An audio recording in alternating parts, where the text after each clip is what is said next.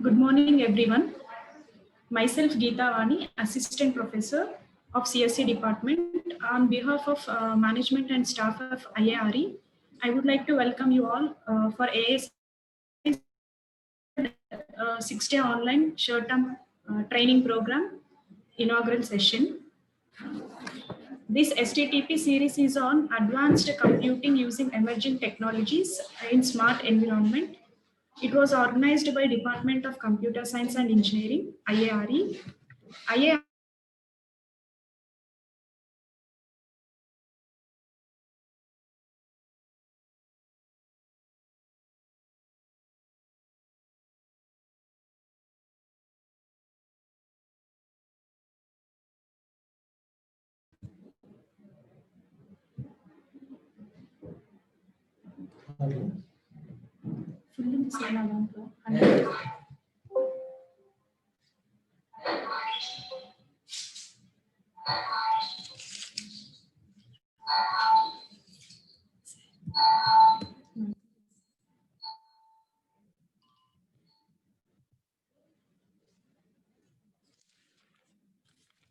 Institute of Aeronautical Engineering, IARE. Hyderabad was established in the year 2000 and is run by Maruti Educational Society, founded by a devoted group of eminent professionals and industrialists having a long and outstanding experience in educational system with a mission education for liberation. The institute is ranked 170 in engineering category as per National Institutional Ranking Framework 2020, Ministry of Human Resource Development, Government of India. This illustrates a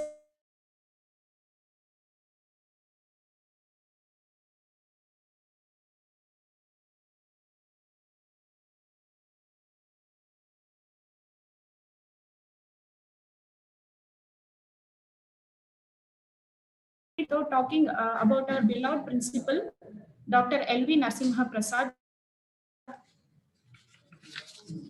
He envisioned a technological revolution and committed himself to foster technical and higher education, a dynamic visionary personality in engineering education. He aimed at providing excellent academic ambience, student-centric teaching, learning process, state-of-the-art infrastructure, highly qualified and experienced faculty, and an overall dynamic and disciplined workplace. So he always encouraged us to meet pace and with a fast emergent around. This builds a strong career in everyone's life. So let me take a privilege to introduce respected presenters for STTP. Firstly, Dr. E. Suresh Babu, Professor, NITWarangal, Dr. M. Sita, Professor of CSE, GNITS, Dr. N. Sandhya, Professor of CSE, VNR VJIT, Mr. Sai Satish, CEO of Indian Server, 80, G. Venkat Rajesh,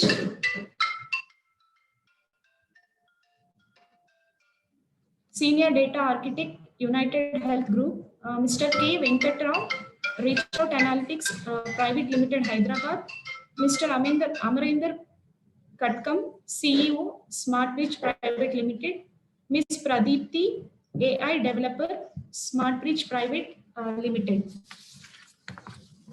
So now I would like to invite Dr. Madhu Bala Garu, HOD of CSE and Coordinator of STTP to brief out the event. I would like to continue the session by Madhu Bala Madam.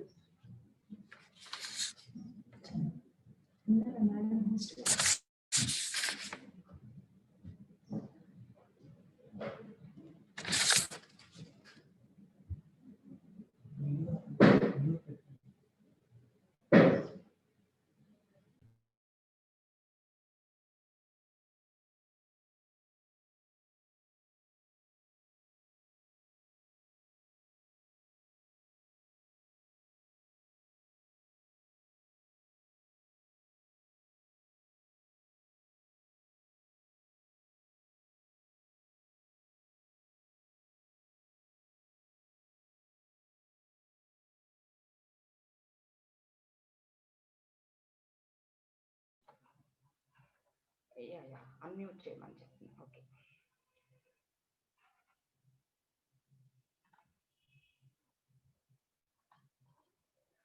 Very good afternoon to good morning to one and all.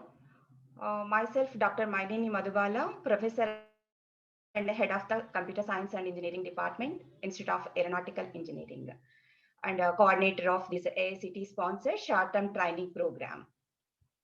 Welcome to all the participants and congratulate all for being a part of our 6-day online short-term training program series in phase 1 on advanced computing using emerging technologies in smart environment from 2nd to November, which is scheduled on November 2020. It is sponsored by AICTE New Delhi.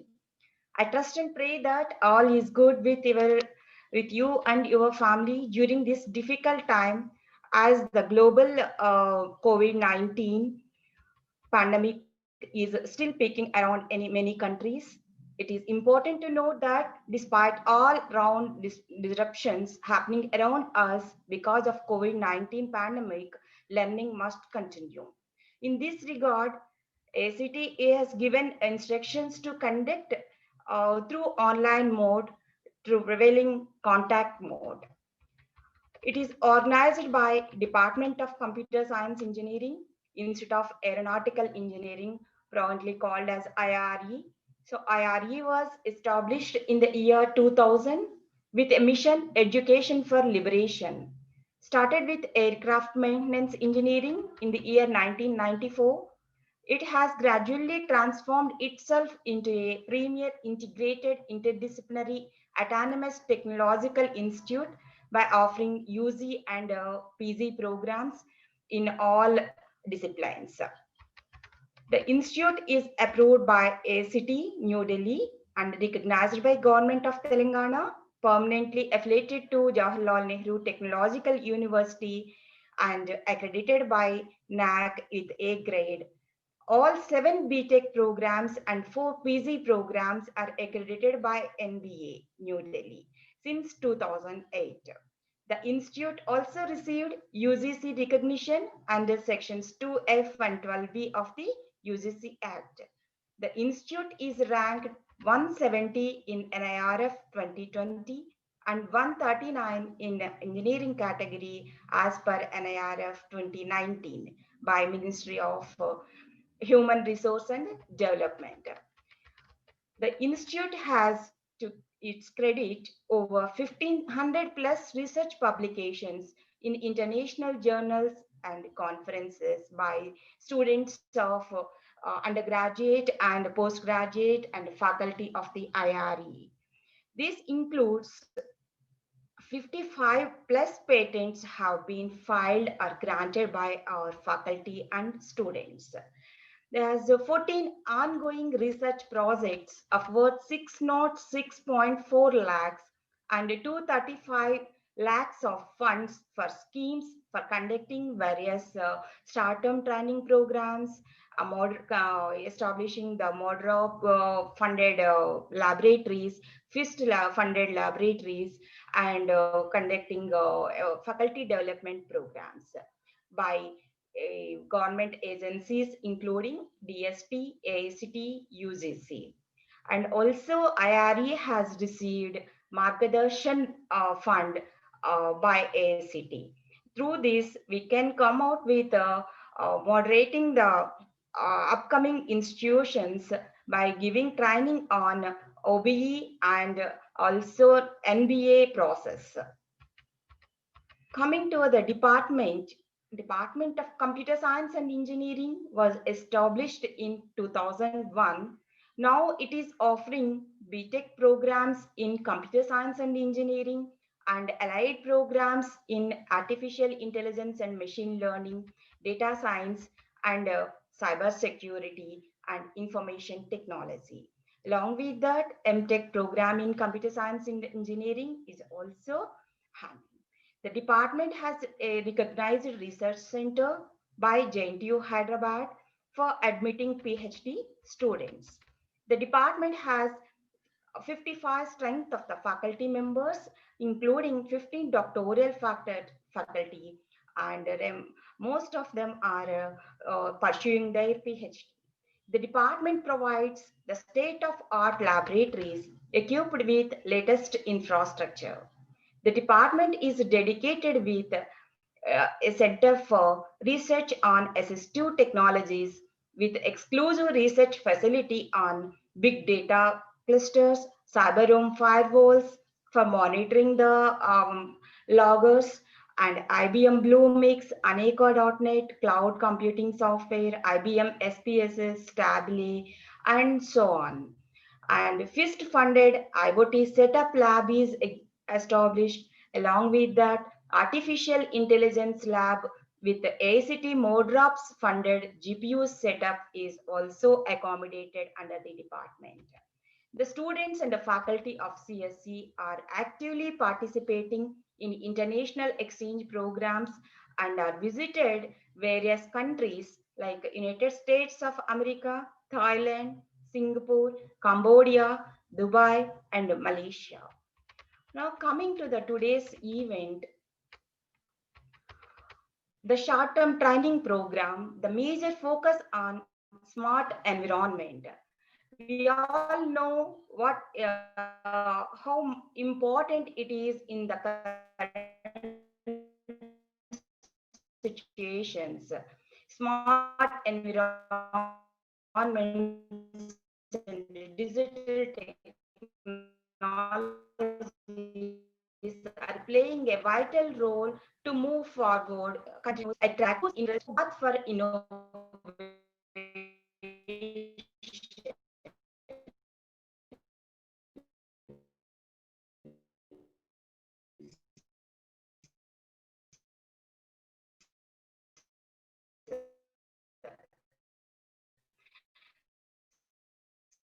So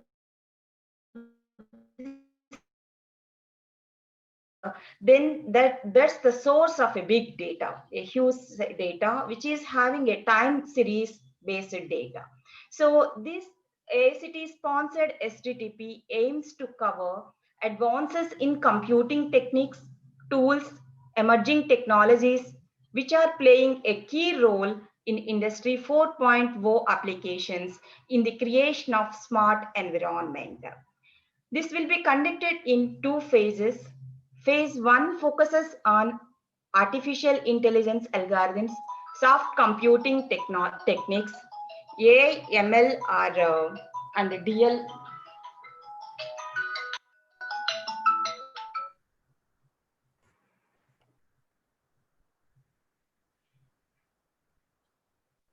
AI, ML, and DL applications, tools with real-time applications and research perspectives. In phase 2, we will continue with advances in the data in terms of data and as well as computing techniques. So it focuses on big data and advanced computing techniques, tools which handle cloud, grid, edge, ubiquitous quantum computing with real-time applications. That is the phase 2, which is scheduled from 12 to 17 November 2020. So coming to the today's event, phase one is having a key features of role of computing in the industry 4.0, advances in computing techniques, tools to solve problems in smart environments, which aims in industry 4.0, and crowdsourced data and sensed data sources, and real-time applications, and intelligent artificial intelligence searching methods, soft computing techniques, research perspectives, and major focus on time series data analysis techniques, tools, and applications, cloud-based platforms and tools for data analysis under the CPU or GPU platforms. So major focus on tools are Auto AI, IBM Watson Studio, Google Colab, GitHub, and applied machine learning and deep learning with the Python libraries. Internet of Things, cloud app development through cloud native, and same way the data preparation, visualization, summarization with the SAS E miner and Excel miner, Ratter, all these tools.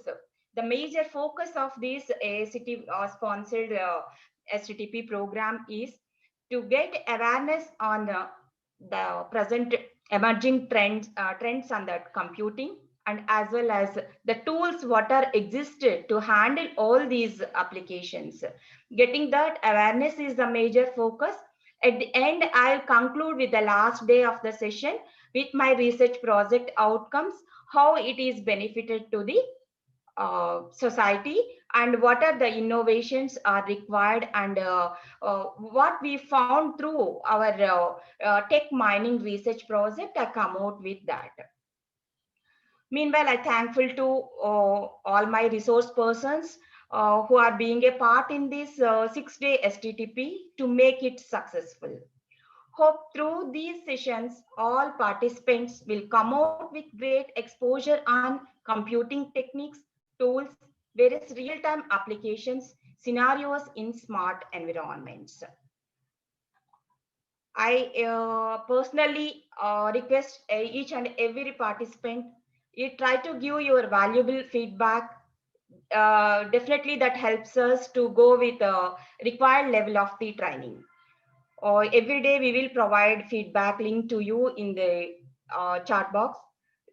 Kindly fill that one and give valuable suggestions and feedback on all our sessions. Thank you all. We have taken a lot of time to give introduction about the whole process. Geeta, can you take the session now?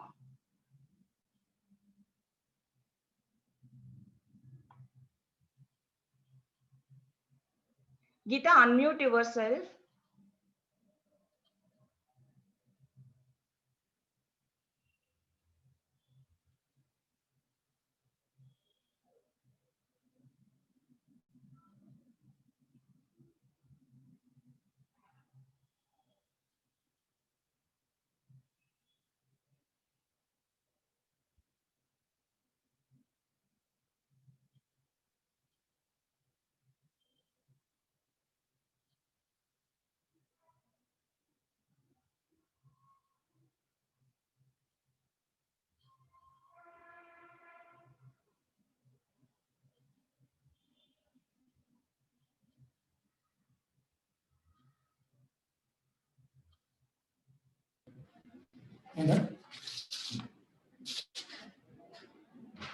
Thank you, ma'am.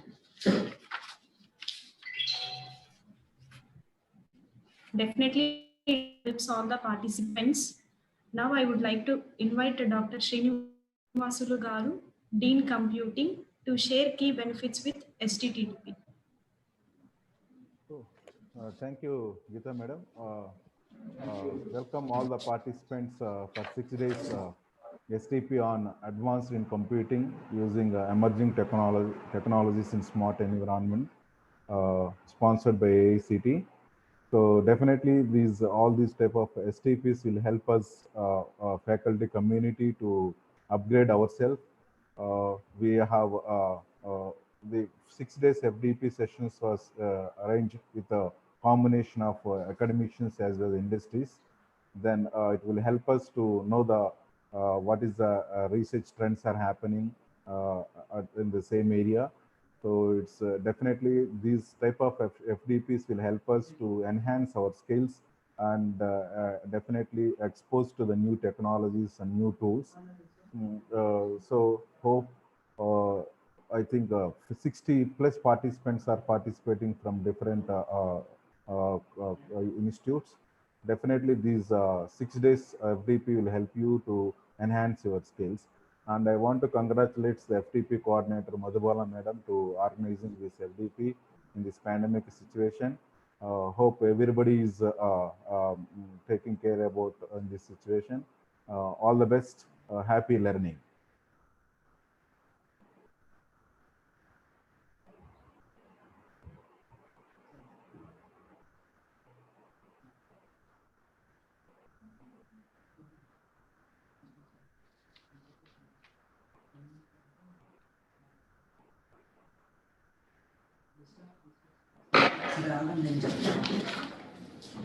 మీరు start చేస్తున్నా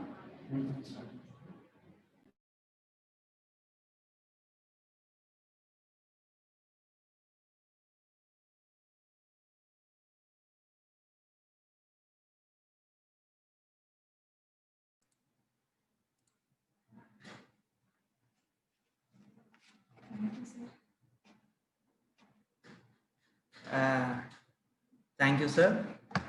So, very good morning to one and all, and hearty welcome to the STTP program. So, I am Dr. C. Raghavendra, Head of the Department, Information Technology, Institute of Aeronautical Engineering, Hyderabad.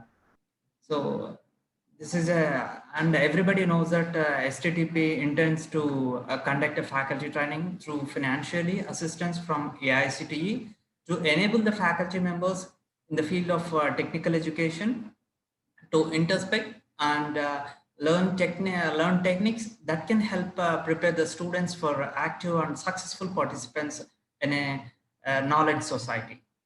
And coming 6 days, that is today 2nd to 7th of this month, so we will improve our skills by actively participate in advances in computing using emerging technologies in smart environment, organized by Computer Science and Engineering Department, Institute of Aeronautical Engineering, Hyderabad, sponsored by AICTE.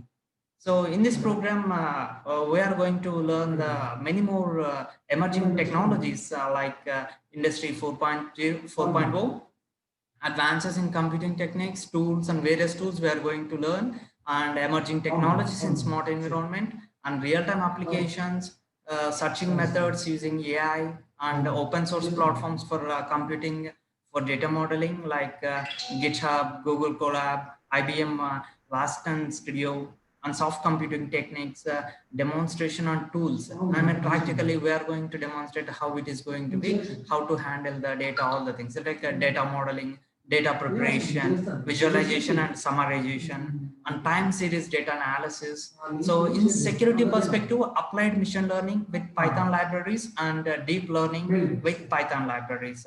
So these things majorly we are going to focus on this short-term training program. And for this, we have various resource persons, and so I'll just list out all the resource persons. And Dr. E. Suresh Babu Garu, Professor, NITWarangal, and Dr. M. Sita, Professor of CSE, GNITs, and Dr. N. Sandhya, Professor of CSE, VNR, VJIT, Hyderabad, and Mr. Sai Satish, CEO, Indian Servers, and G. Venkat Rajesh, Senior Data Architect, United Health Group, and Mr. K. Venkat Rao, Reach Out Analytics Private Limited, Hyderabad, and Mr. Amarendra Katam, CEO, Smart Bridge Private Limited, and Pradeepti, AI Developer, Smart Bridge Private Limited, Hyderabad. Okay. And now, the Geetavani will continue to introduce today's speaker, Dr. E. Suresh Babu Garu.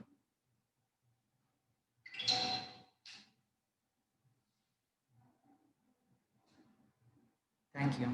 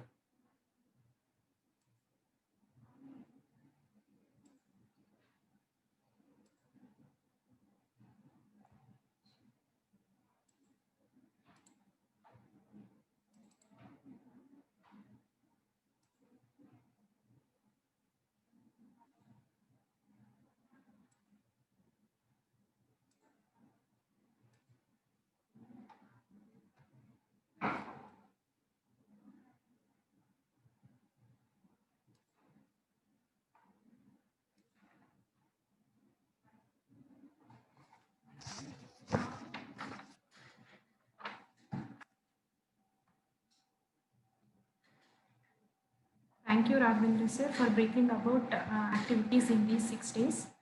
Now I will give a brief introduction about our chief guest of STTP inaugural session, Dr. E. Suresh Babu, Garu, working as Assistant Professor, Department of Computer Science and Engineering, National Institute of Technology, Warangal, and Dr. E.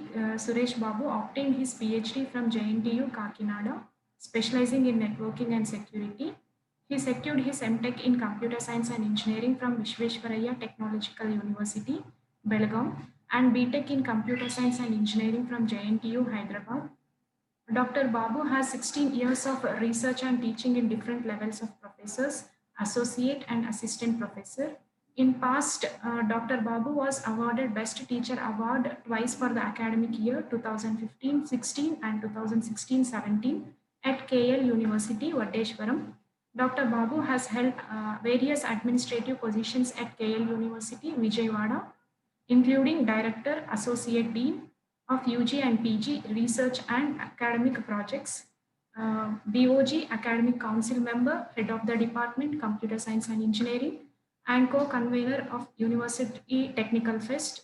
Dr. Babu works in the area of blockchain technology, Internet of Things Things security, wireless and networks, and wireless ad hoc network security.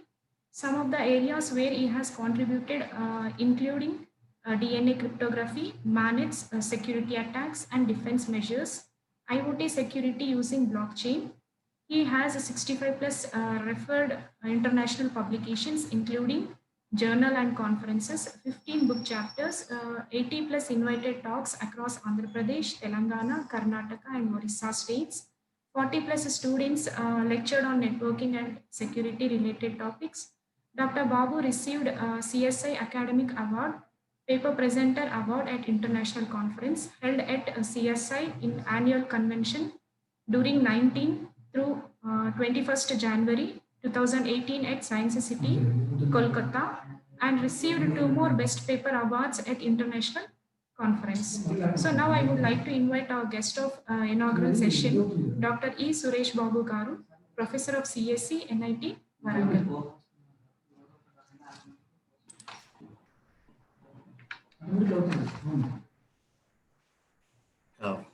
Very good morning to all of you.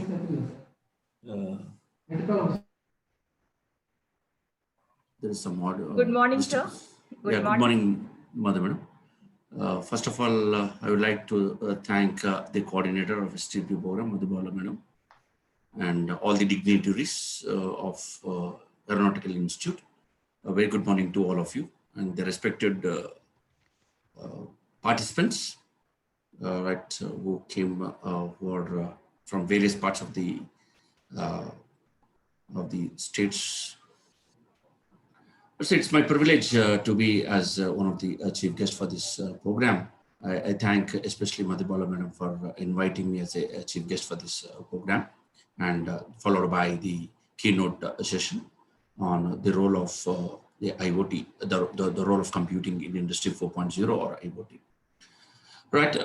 See, AICTE is encouraging from, if you have observed from last 2 years, you're seeing a lot of colleges, especially reputed colleges, that are conducting these FDP programs and STTP programs on various latest technology. If you observed carefully from last 3 to 4 years, there is a lot of drastic changes there. Drastic change. See, usually the computer science people, what I observed during my academic career, research career, usually computer science people need to be get updated, otherwise they will be outdated.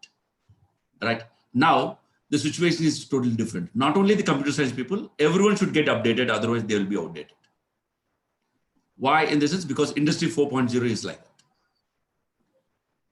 Every branch, every circuit branches, not only the circuit branches, the science group, arts group, they need to be get updated, otherwise they will be outdated. So that's a new era which we're going to have it. And if you observed from last 6 months, we are in a crisis of this pandemic situation. No one has thought that online training classes will be conducted this much fast and this much soon. No one has thought. Right? In the synchronizing this online training is a very, very, very difficult task. Actually, especially thank Madhu Bala madam and her team for doing an excellent job to organize this type of FDP programs. Definitely, it is definitely it will be one of the good program for all the learners who can update their knowledge and get benefited of this training program and can explore in their academy as well as the research part. I hope each and every participant will get benefited of this FDP program. Right. Thank you for giving this opportunity as a chief guest for this FDP program. Thank you, and all.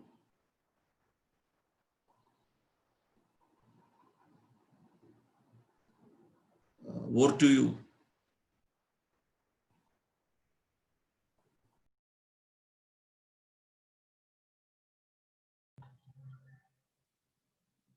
Sir, is anything needed? Nothing, madam. Over to you, madam. Over to you. Yeah, thank you, sir.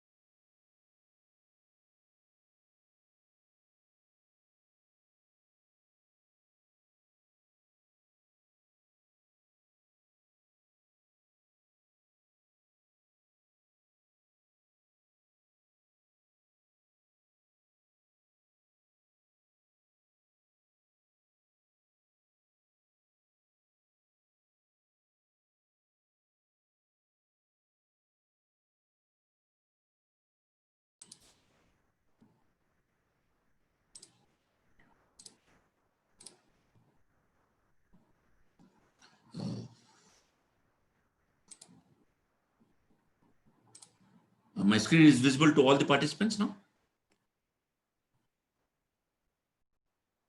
I'm audible? Yes, sir. Yeah. Once again, very good morning to all the participants.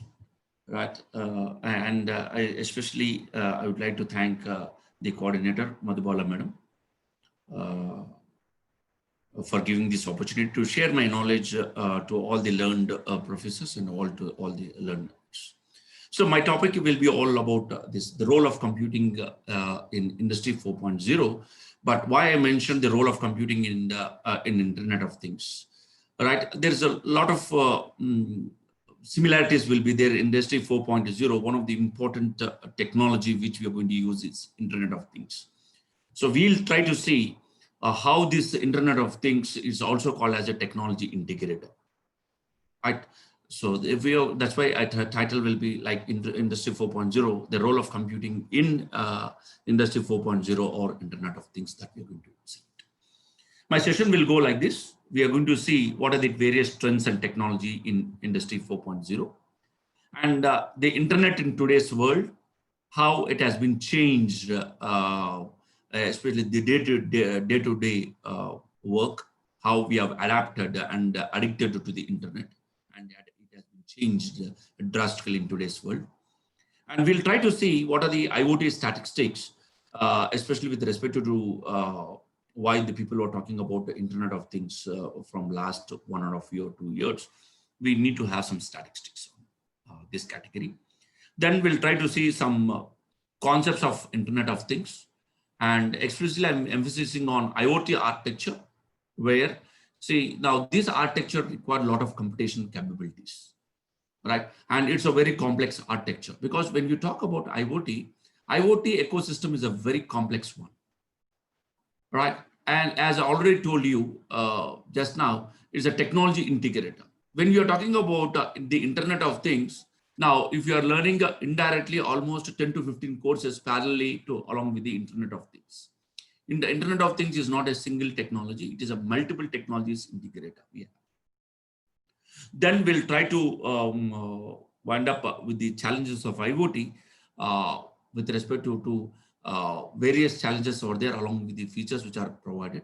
In the afternoon session, we'll try to continue with this session. Right, I request all the participants, especially, I observed especially in this pandemic situation, you are putting a lot of effort to listen the lecture classes, though you are having in spite of your busy schedule.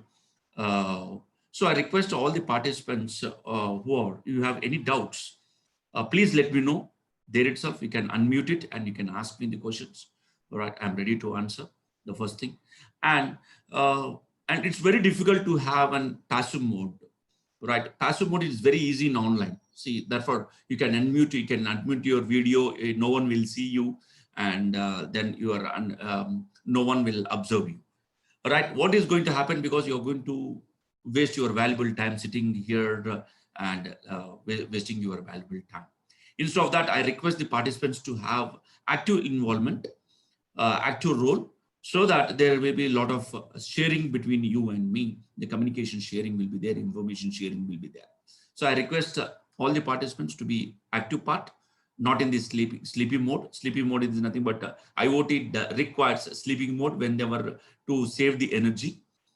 So therefore, we require active part to drain your brains, to sharp your brains without draining anything.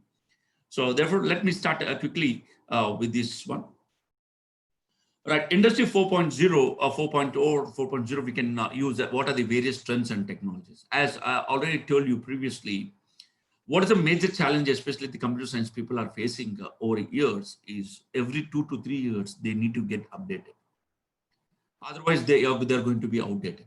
Right? If you see, 1980s, people were talking about if you should learn about operating system, you should learn about computer architecture, you should learn about these software engineering principles. That's why the people were habituated to learn all these concepts in detail. Very soon, the people were thought about networking. Now you should be good in networking. You need to study about networking concepts, security aspects of networks, data security. Then people were talking about.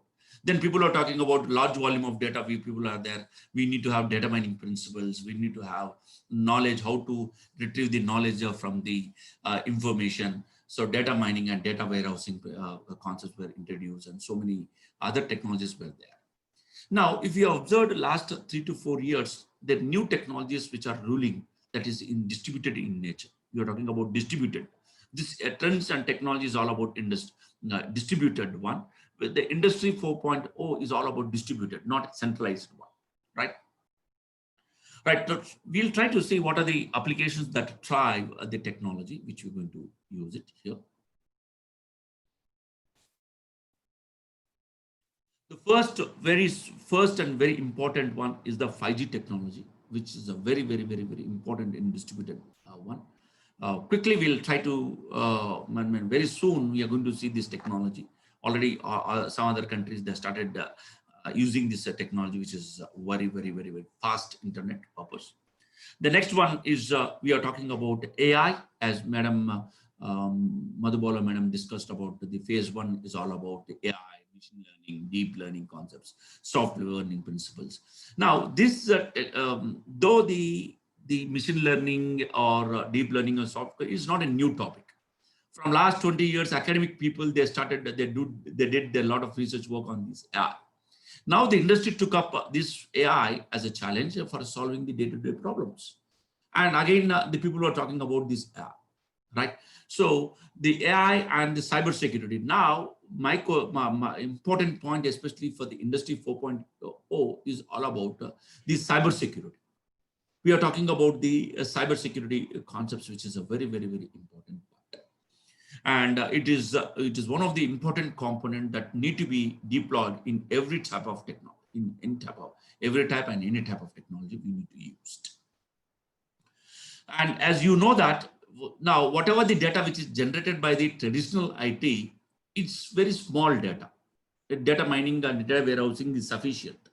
But whatever we have observed from 2015 to 2020, if you have observed, we are going to get from the OT, means operational technology, from the devices, smart devices or wearable devices. We are using those devices, and it is going to generate a huge volume of data. Huge volume of data. Now, how to make that big data, right? How to store that big data into the cloud, and how to convert that. We need to apply some machine learning algorithms to convert that big data into a smart data for appropriate decision making. So therefore, we need to learn about the big data concepts. So now you cannot say if I'm a big data expert. No. Though you are a big data expert 5 years back, but you need to apply, you need to study IoT also. You need to study the cybersecurity also. You need to study AI also. So therefore, the multiple technologies now will play a very important role for the industry 4.0. Okay. Then people were talking about the blockchain, Bitcoin technology, Bitcoin concept of digital currency. We are not interested with the digital currencies, but the underlying technology of Bitcoin is more robust. More enhanced security features will be there, enhanced transparency will be there. A blockchain is going to apply, can be applied for various technologies. We can apply a blockchain in 5G, we can apply for blockchain in big data, we can apply blockchain in cloud computing, we can apply the blockchain in edge computing. So not only blockchain is used for the system oriented, but we can use in a lot of application oriented concepts. Then the people, now we are going to talk about the assistant transportation system or vehicle to vehicle communication or vehicle to infrastructure, which is very soon that automotive, we are going to call automobile industry. They are working on this, and we are going to get very smart devices, smart cars, where the vehicle to vehicle communication is going to happen, right? The other one is, which is, we are talking about the industry 4.0 is one of the important one is the industrial IoT, which we are going to talk about. Right now, there is a lot of, most of the people, even from last 10 years, they need to be, there is a lot of gap is there between the industry and the academia. Now, this industry 4.0 or 4.0, whatever we talk about, is it's bringing a very close to the academia as well as industry. Now, whatever the technologies which we are going to learn, big data, cyber security, AI, blockchain, assistant transportation system, 5G, industry 4, all are industry oriented. Now we are adapting to the industry oriented, and we are training our students to the industry needs, right? So one of the important technology which we need to emphasize on the industry, industrial IoT. That is very important. Then, as you know, that intelligent things, intelligent smart things, we can call them as edge things. And these intelligent things will generate the data, and they will they need to be processed, they need to be computed, and then to make the efficient decision making need to be done. So one of the important thing which we are saying is robotics will have intelligent things is one of the important one. And then IoT and edge computing. The edge computing is one of the interesting area where we need to have fog computing is there, right, which is a part of the IoT that we are going to concentrate in today's class. Then cloud computing, we are going to talk about the cloud. We are going to talk about the cloud computing concepts, which if you observe last 5 to 10 years back, no one has thought about the cloud computing will play an important role. Right now, it is playing a very, very, very important role in this pandemic situation. We are storing a lot of data. Okay. Then, as I already told you, artificial intelligence, machine learning, and deep learning concepts will be there, because the data which has been generated, we need to convert that data into a smart data. If we need to convert that data into a smart data, we need to apply AI principles, machine learning algorithms, and then deep learning algorithms for analyzing the data and then to make the appropriate decision. Then we are going to have a fog computing that is one that. Now I want to ask a question to participants to make you active. Cloud computing is a distributed one or centralized one?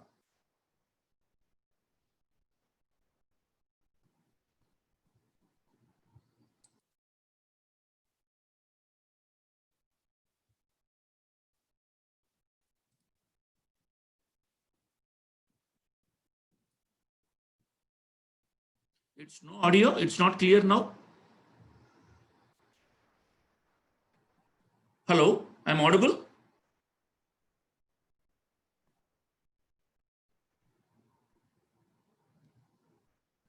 Yeah. Yeah, Lakshmi Madam, she has given a distributed right now. Any other answers from the participant side? Any other answers?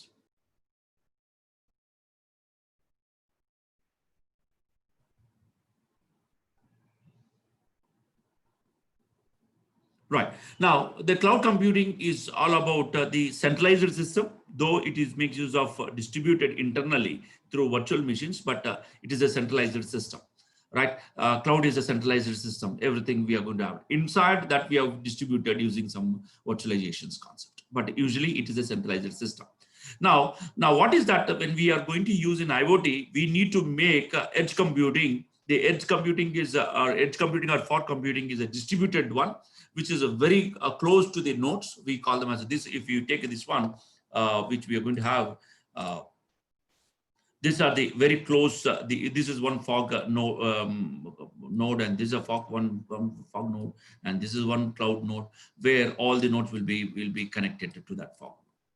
Now, this is the upper part we have, and this is the lower part we have, right? So therefore, now we are going for distributed one where we need to have distributed. We need to filter at the edge level itself. We need to evaluate it. We need to process the data at the edge level rather than storing all the data into the cloud. Okay.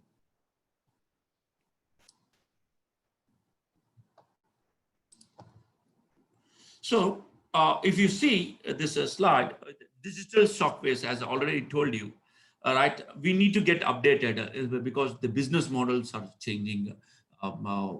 New models will come. The industry need to adapt, or whatever the industries like Cisco, Microsoft, or IBM, whatever they're working on the conventional IT sectors, they need to adapt to the industrial IoT. Right. So new business models were introduced, the working style has been changed. Say, for example, as I already told you, the working style has been changed now. Right. We are sitting at home and we are listening the classes. The students are sitting at home and they are listening the classes. Right. Few people are riding the bike, still they are listening the classes. Right. So the way of working style has been changed drastically from last 6 months, and no one has thought of that. Right. And we are talking about that a lot of distributive technologies were there, a lot of foundational technologies were there, which are the part of this one.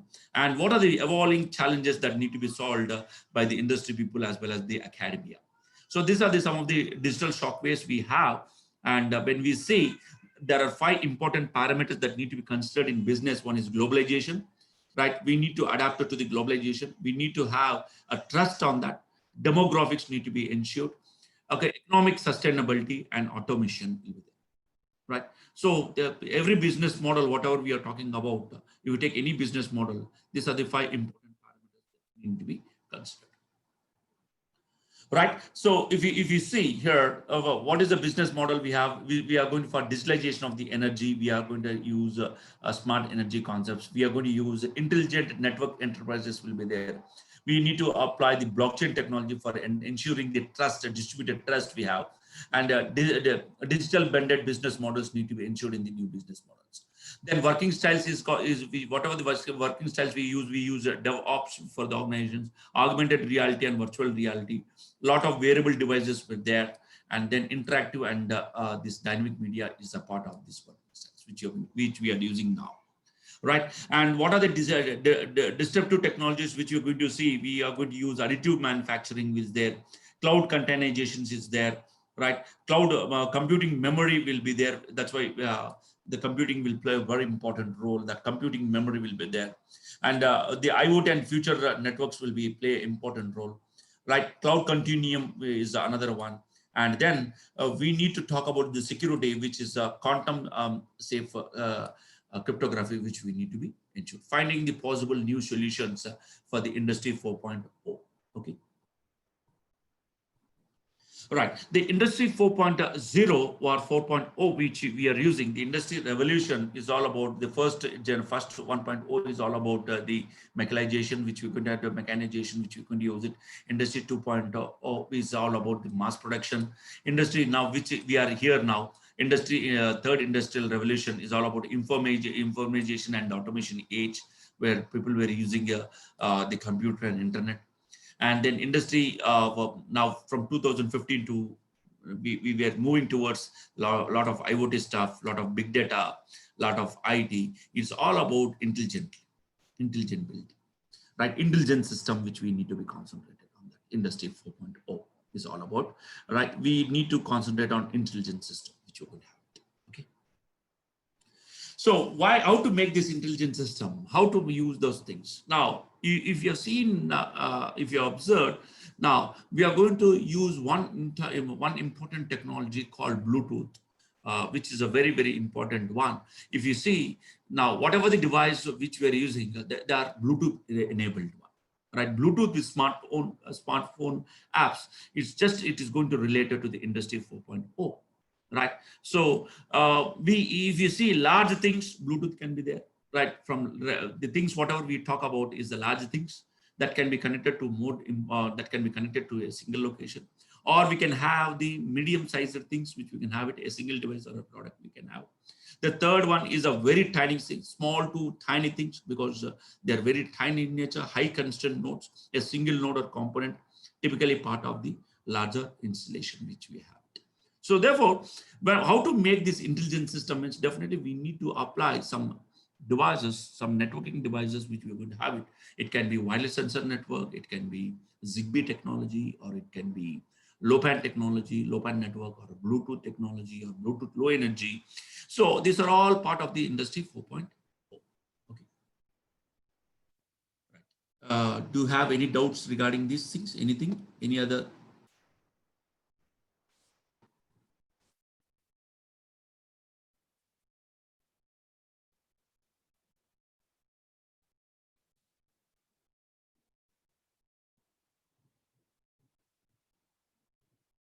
Okay, I think no one has doubts, then I'll proceed. So now we'll try to see some landmark technological advances that we have. We'll try to see these landmark technological advances that were there from last 40 years, which we're going to use it here. We started our, I think from 1940s, the digital computer was there, and people were started enjoying this digital computer for solving the day-to-day problems at that time. And the people were thought at that time, maybe they enjoyed these fruits for solving rather than going for conventional mechanisms. They converted into digital computer for accurate and faster output results, whatever we are getting from the digital computer. The next era is all about the internet, right? From 1990s, even people were reluctant to use the internet at those days in 1990s as well as 1995, and they're very costly, right, to have this internet concept. Now you see, if you now whatever the mobile internet we are using, they are very cheap, right? And once the internet, once the network is there with the interconnection of different types of devices, then the next technology which we are talking about is the communication. Once it is there, now we need to have resource pooling, resource sharing should be there, information sharing should be there, right, for doing the day-to-day activities. So Usenet, emailing, a lot of emails were there, a lot of messaging is going to happen, communication. A lot of communication is happening now. If you see, if you observed, especially from last 6 months. Then can you predict anyone? What is the next one? Anyone? What is the next one? Can I expect anything? What is the next one? Digital computer, network, communication. And now what is the next one? Can anyone predict it?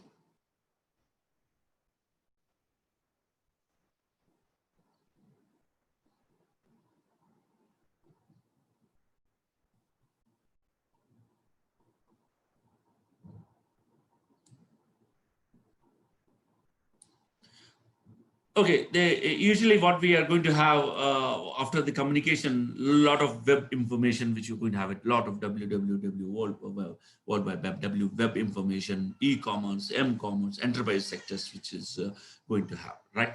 After the web, what we are going to use it here in the mobiles, all right? A lot of apps were there, maps were there, snaps will be there. Mobile is going to play a very, very, very important role. Mobile computing is one of the important area that need to be emphasized. Which we are going to use because the industry 4.0, whatever we are talking about, is all about one of the important one is the edge computing and mobile computing, which is a part of the industry 4.0. Then after this mobile, we have a social media, that the social media network. We have social media, a lot of social media stuff we have, and social media analytics need to be done. Social media networks, which we're going to use it. Can you anyone predict the next one after social media? Anyone?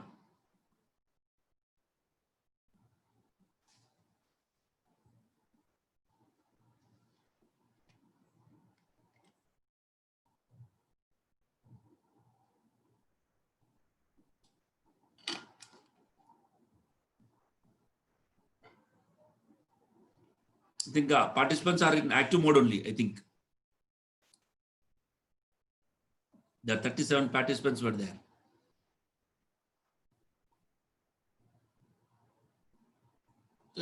Try to be active, otherwise it's very difficult to sit. Being a faculty member, it's very difficult to sit for 1 hour. Right? I know, being a faculty, I know what is the problem. Sitting continuously for 1 hour. We can teach for 1 hour, but we cannot sit for 1 hour. Right? So only it is better to have an active mode and make more interesting this session. Right?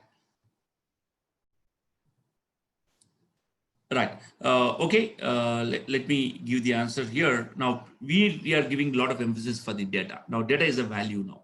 Right. We need to perform a lot of analytics. We are applying some machine learning. We need to have about, we need to talk about the analytics. We need to talk about the machine learning. We need to have about the Internet of Things. Then the final one is the final one which we're going to have it is the crypto cyber security, Bitcoin, blockchain, smart contracts, Internet of Money, Internet of Value. So therefore, these are some of the technological advances which are observing from last 1940s to 2020 we have. And quickly we are going to see all these things combinations for solving the problems in the industry 4.0. Right. And we came from such a long way from last almost 80 years. We came from such a long way. If you see the Bell's law of computing classes, when we see a new classes of the computing power, whatever we have, this the new classes of computing power we have. First, we started our with mainframe computers, which we have. They are very huge insights, and then these are the two mainframe computers we have. And then we have the workstations, which we're going to talk about is the next workstations, which we have it, right? Mini computers were there after this one. Then people were started using mini computer.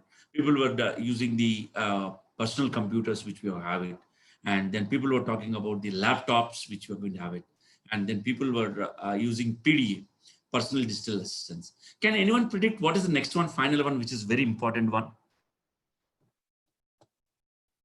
Can anyone can predict?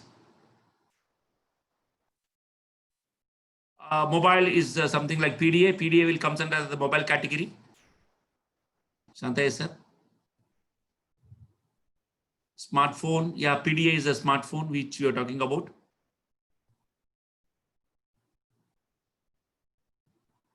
PDA is a smartphone. Personal digital assistance is a smartphone, which we can call them as. Good, at least right. Which we are going to talk about is the which we are using is the sensors. They are very tiny in nature, which we are going to call sensors. Now, if you observe, starting from mainframe computers to small sensors, the new class of computing power, as the size increases, as the size decreases, the computing power is more. Right. If you see the smaller in size we have, then we are more powerful they are, more memory, and then more storage, which you're going to have. So, say computing power is all about as the size is decreasing, computing power is increasing because of thanks to the inventors of this integrated circuits, larger scale integrated circuits. We are integrating for making the things very small and portable, which we can have it. Right. This is a Bell's law of the computer class, which we have with respect to a computing power. Now, as I already told you, because this we have, we are using one for family, mini computer is, mainframe is for one for enterprise we have, and then mini computer is for one for company, personal computer is one for family we have, and workstations is one for engineer, laptop is for one for professionals, and then which is not necessarily true in this pandemic situation, if especially for the teachers, for example, in home, if wife and husband are the teachers and 2 kids were there, then you required 4 laptops or 4 smartphones, right? The teacher, actually father and mother, if they are the teachers, they should take the classes. Definitely they require 2 laptops, and the kids are there, 2 kids are there, means 2 different laptops is required, or 2 smartphones is required. So definitely it is not necessarily true in this pandemic situation, which we can have it one per person is an old one, but we can have more than one smartphone. But if you see, if you observe the smart sensors, which we are talking about, is the 100 to 1,000 sensors we have per person, 100 to 1,000 sensors per person, which we can have it. So that we need to be, we are interested with, because every person now, if you observe in their hand, if you take it, depending upon the capability, depending upon their requirement, it can range of 50 to 100 sensors in your smart mobile phone, right? So therefore it can range usually per person. Definitely it will have 100 to 1,000 per person. Smart sensors will be available. Okay. Now this is a way which we are going to talk about. Yeah. Right. Now the from 1990s we are talking about personal computing in the form of microprocessors, and wired and wireless communication, which we are using from last 10 years, the connection of different places which we are using, and personal infotainment and mobility. We use low power apps and microprocessors. Microprocessors we have for connection of people. We can also called as IOP, Internet of People, because the internet were used by the people, that is there. Then we are replaced in 2020, which is all about information connectivity, which is a connection of things, which is also called as a network of things, or the Internet of Things, which you are raising. So a lot of microcontrollers, microprocessors, we use small things, we use seamless network connectivity, we use sensors for aggregation, sensor aggregation for aggregating the data, and it is low power we have. Right. So it's all about now this industry 4.0 on information connectivity and intelligently. Then we required what? Pervasive computing. Then what do you mean by this pervasive computing, or VDS computing? Anyone? Anyone? Don't mind. I'm asking question means don't mind. Just I want to make you interactive. That's the only thing. Pervasive computing, we learned the obedience computing concepts, pervasive computing concepts long back. What is this pervasive computing? What we require?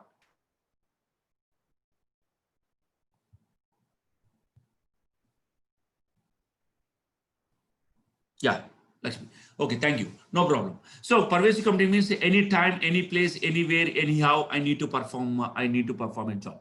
See, for example, now the private colleges definitely, though you sit at home today, I've seen read the paper, work at home, especially from the industry, work at home. Actually, it is keeping a more burden on the people. All right, sitting now. If you see in this online pandemic, in this pandemic situation, usually we are more stressed than the conventional mechanism. Right now, your principal can call any time at around, and he can conduct a meeting around 7 o'clock, even in the evening also. And you should be ready. You should not say that, all right, sir, it is 7 o'clock, 7 p.m. How can you conduct a meeting? In this pandemic situation, because you're taking the classes maybe around 24, around a clock. So therefore, what is the situation we are going to have at any time? HOD can call for a meeting at any time. Maybe at 1 o'clock, she can call a meeting, right? Depending upon the situation, depending upon the demand, which we are going to use it, we need to have it. So on-demand basis, which we're going to have it. So pervasive computing is one of the important which we are observing anytime, anyhow, any place, anywhere. We need to provide this service. That is all about pervasive computing or VDS computing, which we're going to, which we come across on that. Right, so which we are using pervasive computing concepts, especially for intelligence system, as well as intelligent processing, as well as the information processing concepts. Okay. Right. So therefore, the next innovation which we are going to talk about the IoT plus fog, cloud, big data, AI is nothing but the future innovation. That's why this the FDPs like this definitely it will benefit to update to update your knowledge and to get the advances on these technologies, especially thanks to the AICTE for sponsoring for sponsoring the setup of STTPs and FDPs, and thanks to the madam for update for applying and putting a lot of effort, because conducting STTP and FDP, it is not that much easy. Right, madam has to communicate each and every resource person. Madam has to communicate all the participants, send the brochures, then a lot of communication. Now she should spare her personal life from last 10 to 15 days. She should work a lot to conduct this FDP and should conduct this FDP in a smooth manner. So it is not only very difficult to organize, because all the members should be the part of that. So it is very difficult, isn't it? So definitely to learn, to enrich the knowledge. So if you see here, data explosion, whatever we have 44 zettabytes of the data which has been created in 2020. And as I already told you, people are behind the devices. We have 5 billion devices per there. Connected devices, which you're going to have it, 50 billion connected devices per there, and they are shipped definitely in 2020. Already 50 billion devices are already connected to the internet we have. So therefore, we are, as I already told you, we are interested with multiple technologies. If you are a expert in single technology, you are outdated. You need to have an awareness of multiple technologies, like say if you see IoT, cloud, big data, AI, it will be the future innovation. These are waves of information technology along with the computing. We started our career with mainframes computers, then we followed with mini computers, then we followed microprocessors, right? And then we use, now current we are using network and distributed computing, and the companies that are working on this, this sector. The next one which we are talking about is this category, multiple technologies integration. This multiple technologies integration, which we are going to use here in the form of which we call them as what? Industrial Internet of Things. Industrial Internet of Things required multiple technologies integration like big data, cloud, fog computing, AI, machine learning, deep learning, 5G. All these things are part of the industrial internet. Okay.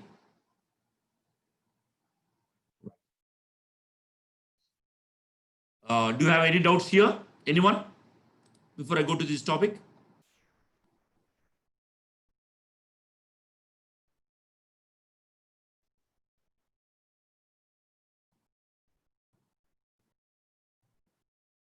Okay.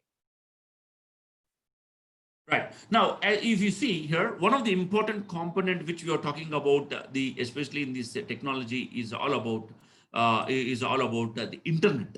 Internet is one of the interesting technology and distributed technology, a distributed network network we have, and because of this, a lot of technologies are evolving. A lot of technologies are involved. So internet in today's world, which we'll try to see quickly with respect to this one, right? If you see here in 2010 itself, already desktop internet, and this is in 2013 itself, mobile internet we used, right? And if you observe that the mobile internet is dominated, the desktop internet, right? In 2014, it is already dominated. We have. So wireless and mobile traffic makes 54% of the global traffic, which we're going to have it.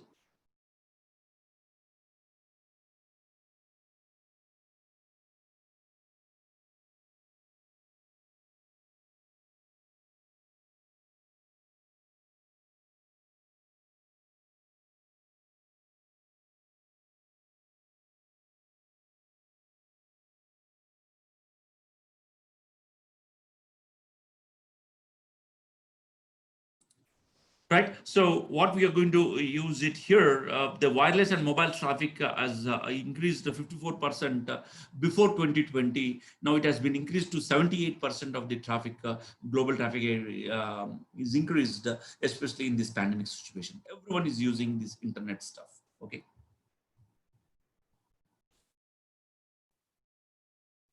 Yeah, sorry. I'll go back.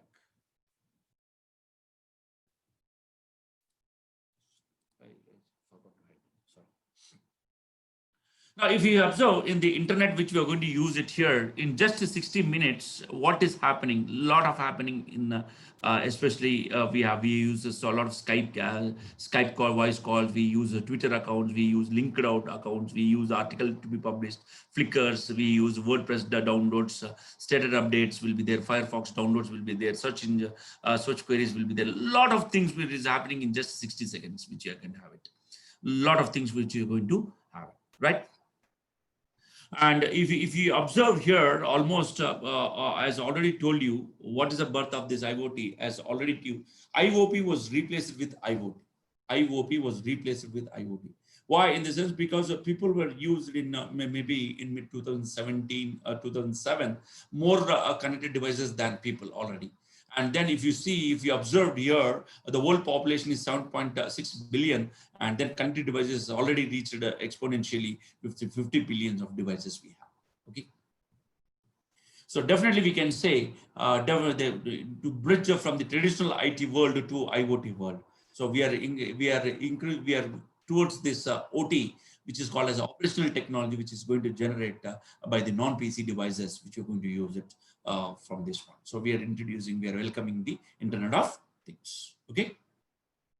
Now, quickly, we'll try to see, because I think if you already know the Internet of Things concepts, then you can put in the chat box. I can skip it. Otherwise, I'll give the concepts because what is the major problem, especially when we are learning the Internet of Things, there is no standard textbook.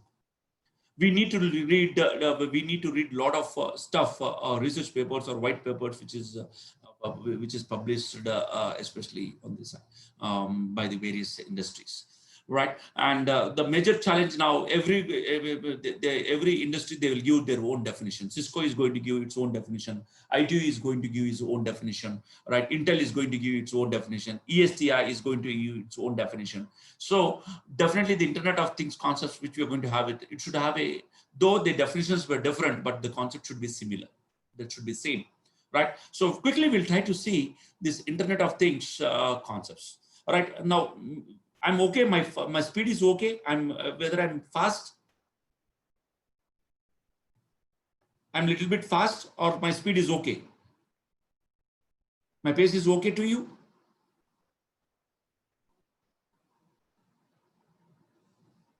Okay, right. Thank you.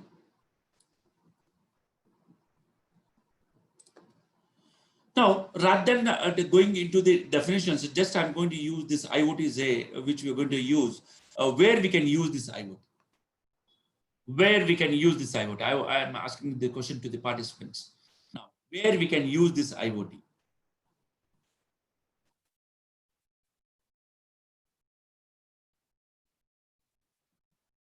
Everyone should give the answer because there is no escape for this question. Everyone, it's a very general question. Where we can use in this IoT.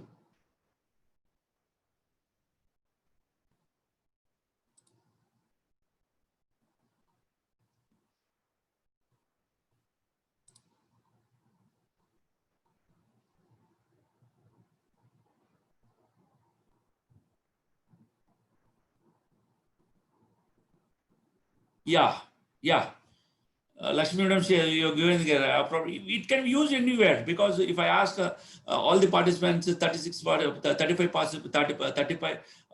participants, every participant will give one solution, one problem, one solution for that. So therefore, we can use this IoT everywhere. right? We can use this IoT everywhere in all the sectors, starting from different types of sectors we can use, right? We can use in commercial, industrial demand and supply, alternative oil and gas, infrastructure, awareness and safety, like care, we have research automation. So in every sector, this IoT is used. So IoT can be used everywhere we have. Right. So now how we just seen every IoT can be used everywhere. Then what is inside this IoT?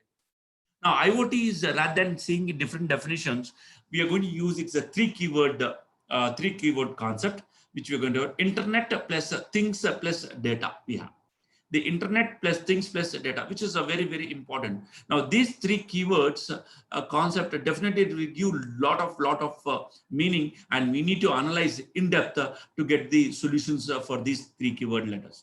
So if you see the internet, though it is we already know the internet is a protocol suite where it is a distributed network, or someone will call them as a network of network, or it can be called as a wide area network.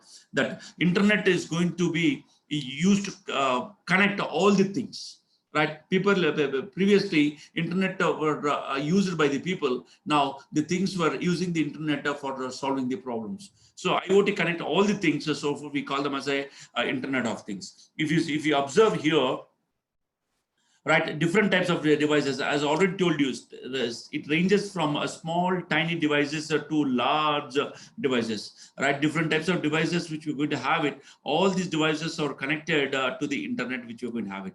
It can be a 3G network, or it can be a 4G network, or it can be a 5G network which you can have it. So all the things are going to be connected to the internet. We call them as what? Internet of things. The first important keyword is the internet, the backbone. The backbone for all these things to be connected for connection is the internet. The second one, which we are going to talk about the things. The second one, which we're going to talk about the things, which you are going to have it. Now, things are high constant nodes here. As if you see from my previous slide, we talk about the sensors. How many sensors were there? I talk about. How many sensors we talked about? Every person can have how many sensors?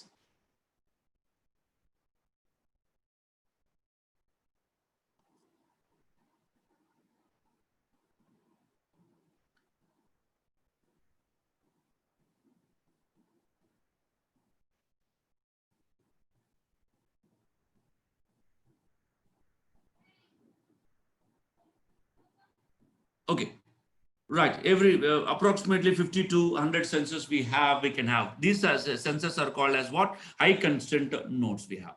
Now, why we call them as a high constant nodes? In this is a small tiny sensors we can have it, which is embedded, right? Which you can have it. And these sensors, what we are going to use it, they are the size is limited, right? The physical size is limited. Their CPU power is limited. The memory is limited with a few tens of kilobytes we have. We have a bandwidth with a maximum of 250 kilobytes, and we have a low rates norms which we're going to have it. And then power consumption is a very critical, because they are operated in battery enabled, we have it. And then energy efficiency is a paramount for especially these type of devices. So these are the very constant. That's why the physical size which we are talking about. The physical size, as well as the which we are going to talk about, the CPU power, memory, bandwidth, and the power consumption. This is a very important concept which we need to be right. And right, if you see that device, the thing, whenever the thing, it is which we call them as a smart device, that the smart device is an electronic device that is going to operate to extend interactively and autonomously.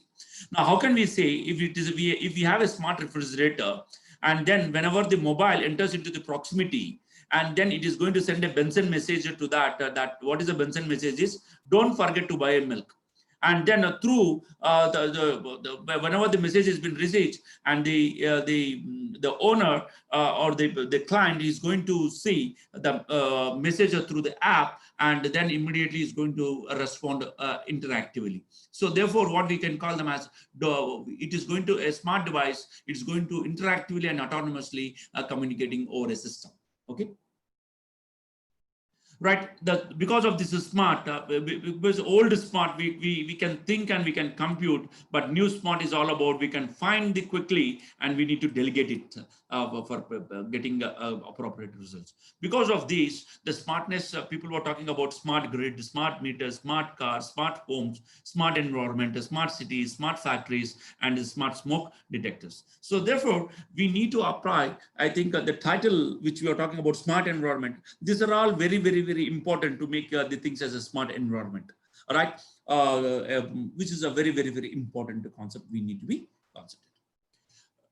The third one is the data. Now, from where the data is coming? From where the data is coming?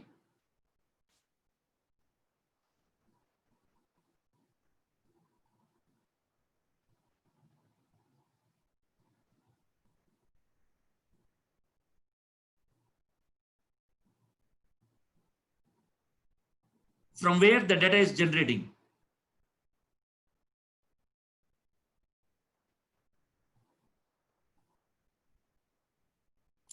Usually the data will be generated from the things which you're going to call, whatever the things which you're going to get from various sensors which we are using.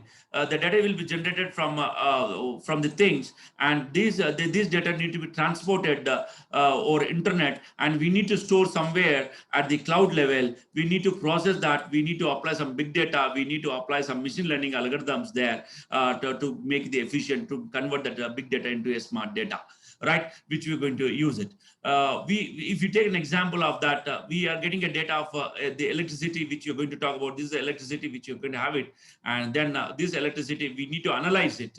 All right, how much energy is consuming at the fridge level?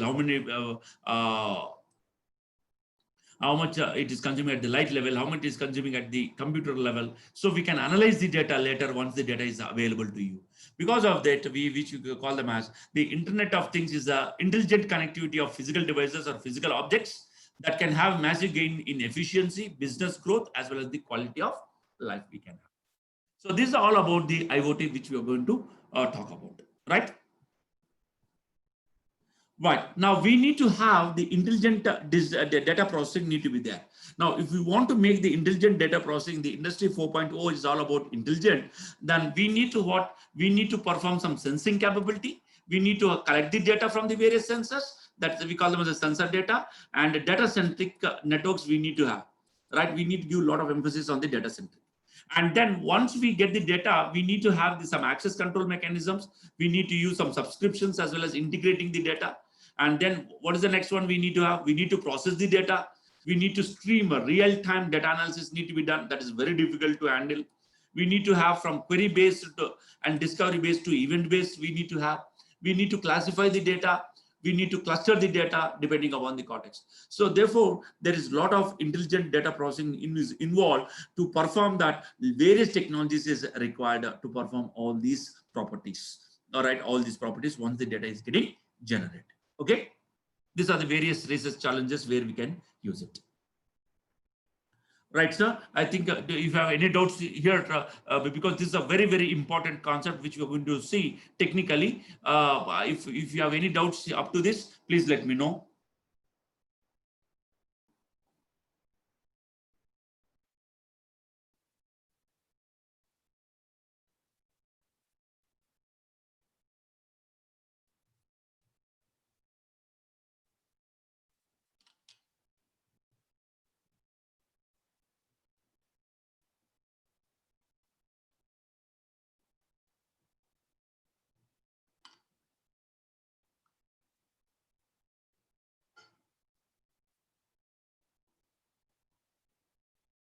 Okay, thank you. I think if no one has the doubts, then we'll proceed to the further.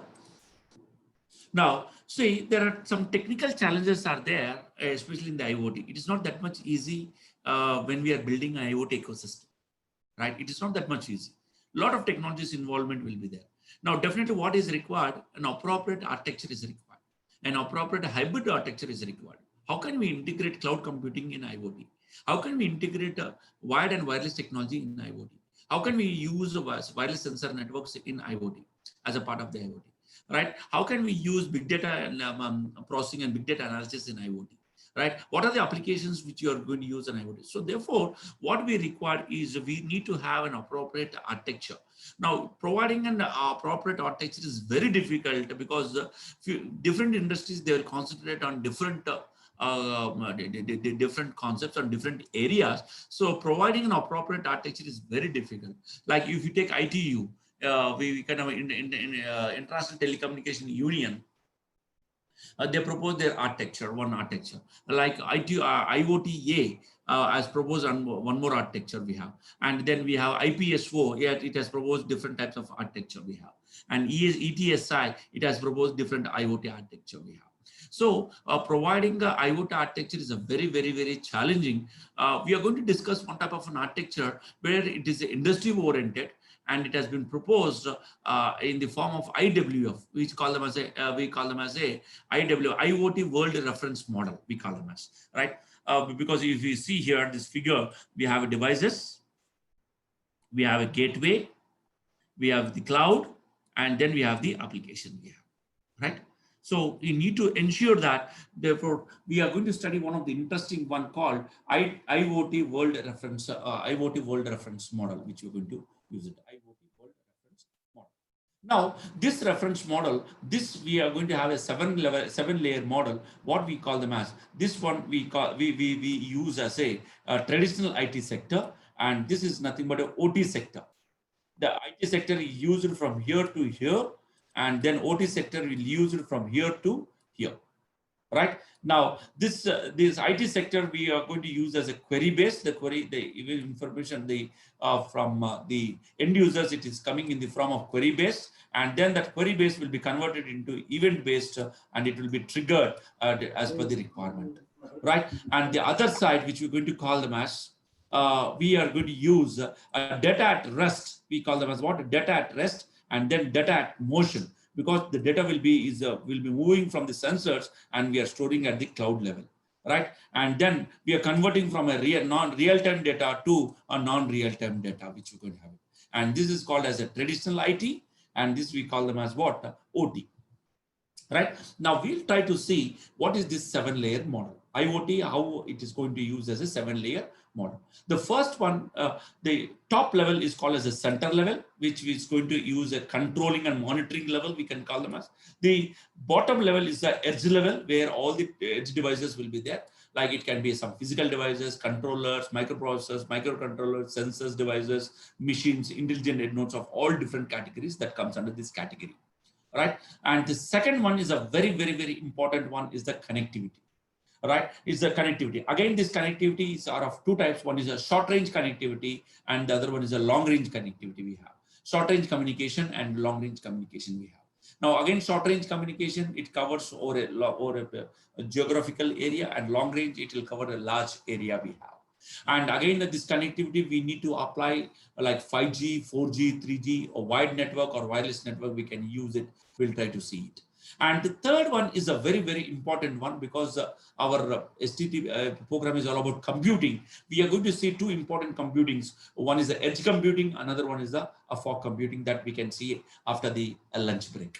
So we are going to see one of the interesting one called edge computing or fog computing, which we're going to use it. That why we need to go for edge computing, what is the problem with the cloud computing, how the traditional IT fails to store the OT data, means IoT data, right? IoT data is faster to generate, whether your cloud computing is able to handle that data. That's the biggest challenge we have, we need to address. So therefore, what we are going to talk about is the edge computing and fog computing. We need to process the data at the edge level itself.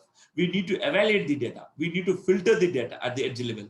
And then only fine-grained data and filtered data need to be sent to the cloud computing level. So the fourth one is the cloud computing. We also call as data accumulation and data storage. We call them as a edge computing, fog cloud computing. This level is all about cloud computing. Data abstraction.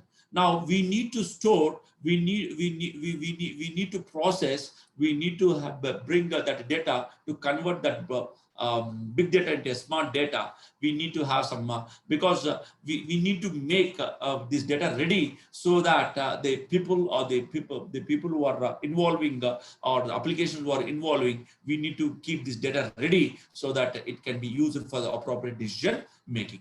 So after that, the applications which we are going to have it, one is the reporting, analytics, as well as the control. And then final one is the collaboration and the process one, which is going to use for the business purpose. Okay. This is a 7-layer model. Just this overview, we'll try to see one after the other. Right now, you see what is the process, or what is the computing process we have in IoT. If you see devices, things, and sensors, which are the part of the edge nodes, right? We are going to use 5G here or 4G. We can use both wide area networking as well as local area network. We can use it, which is we call them as the edge computing. And then we are going to use for the data analysis and transformation, which we are going to use it. And then we call them as a cloud storage, data engagements, which we can have it. Data analysis or data processing can be done here.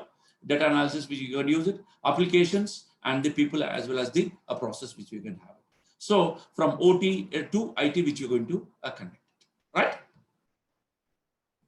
The first one is the physical devices and device controllers we have. The IoT devices are capable for analog and digital conversion as required, and we are going to use for data generation, and then query based. It is coming from the upper part, query, and then we need to control over all the devices. These are all the different types of devices. As I already told you, the devices are things that are ranging from small, tiny to a big giant machines we can have. All the devices can be a part of these physical devices as well as the controllers. Okay. The second one is the connectivity, which is a very important one. If you are a networking expert, now you need to concentrate on this networking. The electrical people, you can concentrate on the physical devices and controllers. For that, what are the functions or what are the services of provided by this connectivity layer?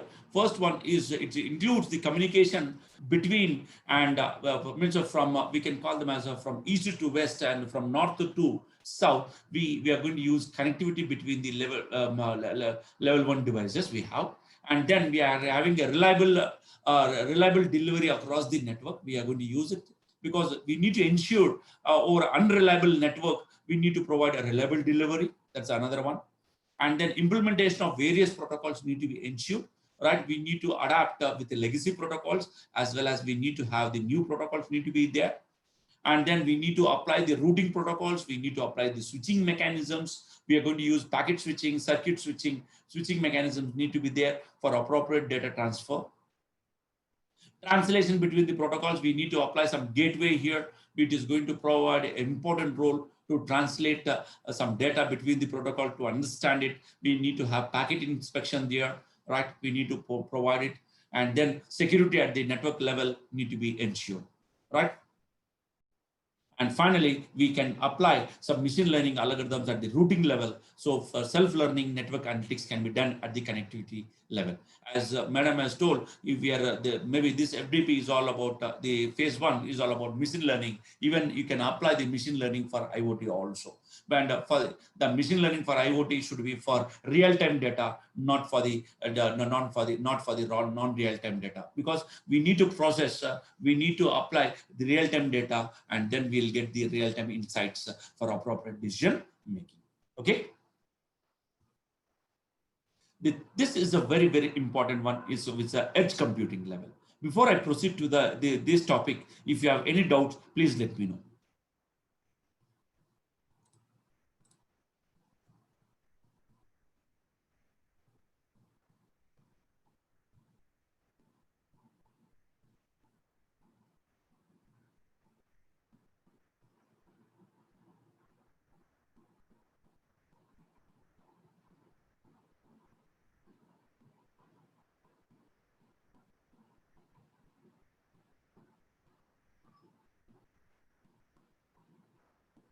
Any doubts up to this?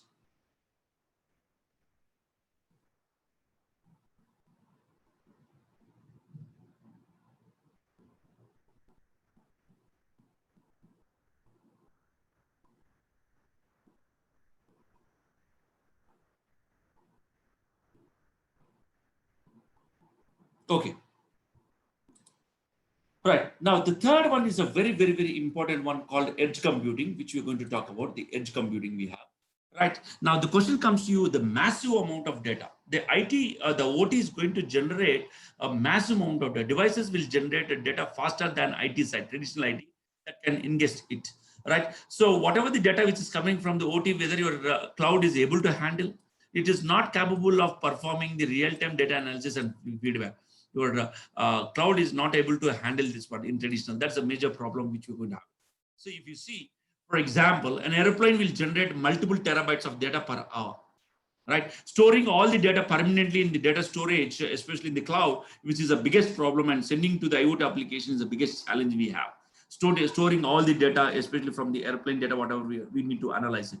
For example, another example, a car, right? It is going to generate some gigabytes of data, and then it is going to send to the cloud, storing that data into the cloud, which is far away, and you need to analyze it and to make the appropriate decision making. Is a very difficult concept, a challenge. That's why the issues were there in the traditional IT we have, right? So what we have in the whatever the challenge we have in the sense, so too much of data which is going to be generated by the OT, and very high latency will be there because of the networking capability, high latency. How to reduce this latency? How to reduce this delay? Delay is too high. And then we are going to use transportation cost is also too high, because we need to put a lot of internet, the internet is involved for transmitting the data. And then resiliency is impractical to provide. Resiliency is impractical in system of things to provide a very robust and transparency. Therefore, this is the challenges in cloud computing. So to overcome this problem, we are going to use how to minimize the data. That's why minimizing the data, we need to convert whatever the data, we are going to get a metadata, and that metadata need to be stored into the cloud, right? So that's the point here, because 90% of the world data was created in last 2 years, which is with web-based plus IoT data with physical world-based. Then whatever the data which is coming from the physical devices, the data transfer cost is higher, which will incur. And the cloud data storage is becoming the shortage of physical storage, because the IoT data is very huge in nature, right? Real-time data, which you can have. So for that, what we are going to use it, we are going to study an interesting one called edge computing, which is a very normal one, which is proposed by the group of companies, especially Cisco was one of the front container who are working on the edge computing and fog computing. Other companies are also working on this edge computing and the fog computing. The edge computing and fog computing is also called as a distributed cloud.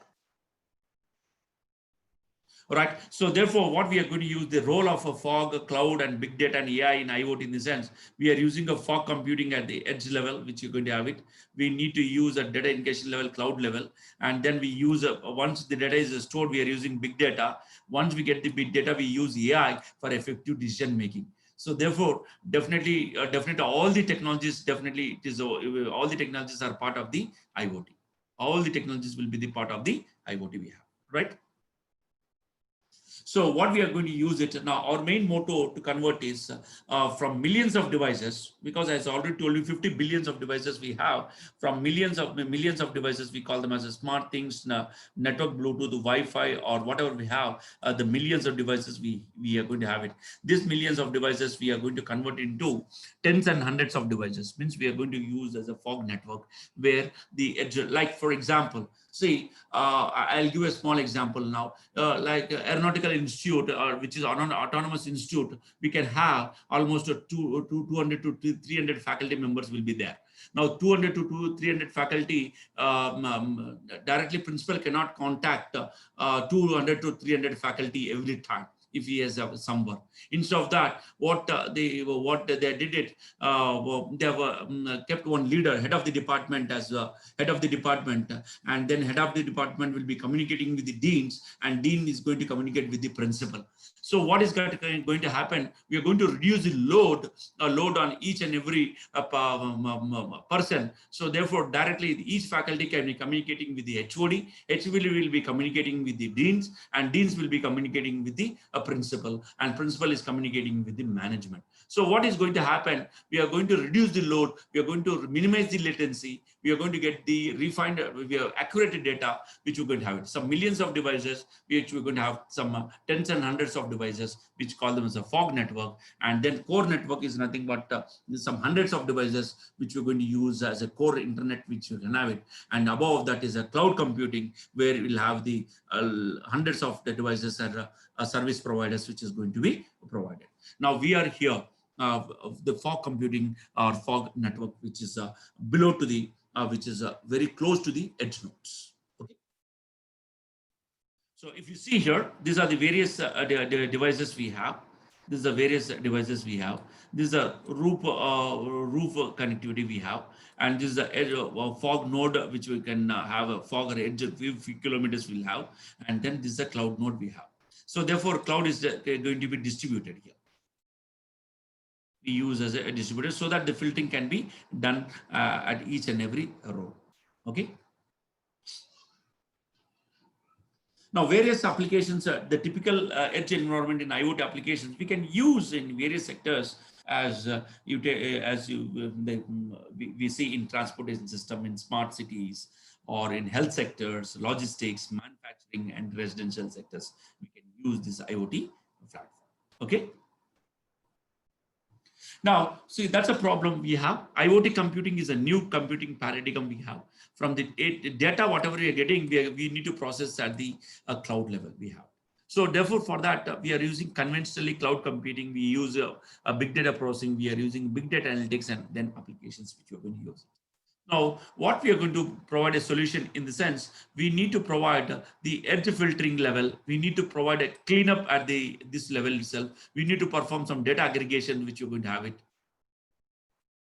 Data aggregations. We need to perform some packet content inspection. We need to have a combination of network and data level analysis. We need to perform some thresholding as well as the data generation. So for computing and edge computing here, the data packets, whatever we are getting from this, it should be converted into information understandable, understandable, and it should be known to the higher levels for efficient decision making need to be done. So the services provided by the edge computing level is data filtering, cleanup, aggregation, packet inspection, combination of network and data level analysis, thresholding, as well as the event generation, which is going to be there. Okay. So IoT data processing will be there. So from the IoT devices, it is going to be there to the edge devices. From that IoT, from the edge devices, the data will be sent to the cloud devices. Then, fog devices. From the fog devices will be sent to the cloud devices. So before sending this data, we are going to process at this level itself. And then the data will be transformed. We're going to process this data, and then we are going to send this. And we are going to process the data, and we are going to send it. So we are going to perform, rather than performing one level of processing, we are going to perform 3 levels of processing. Definitely, we'll get a refined data, fine-grained data, and then we are going to get appropriate decision-making. Data can be minimized, and then latency can be reduced, and then definitely cost also can be reduced using the edge computing concepts. Okay. So this is the role of data processing, which is going to happen. We are going to filter and evaluate the data, or we are going to communicate with the devices, and then which is going to send to the fog node, where we can store as a series of data. We can have it or transform into standard format, canonical format, where we can use like a low pan, because the low power devices can handle only 127 bytes of data. And then only actually when we use a header format and when we use all the other things, only we can store 27 bytes of data, which is going to happen. So how we are going to use this fog nodes, how it is going to send to the lower node and how it is going to send to the upper node. The format of specific format, and then we are going to send to the cloud, where it is going to pass to the cloud for data pipeline out to the internet we have.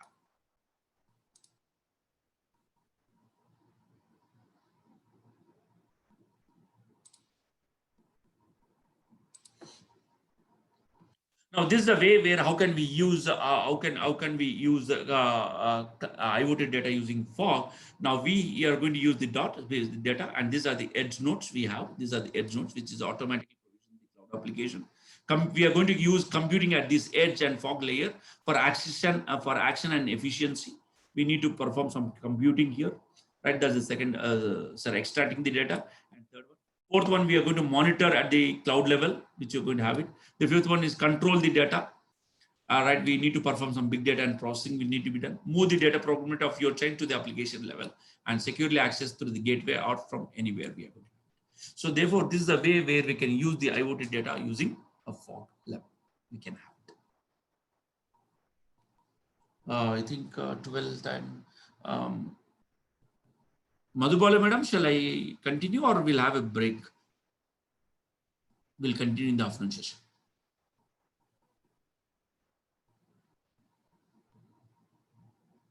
Madam, are you there?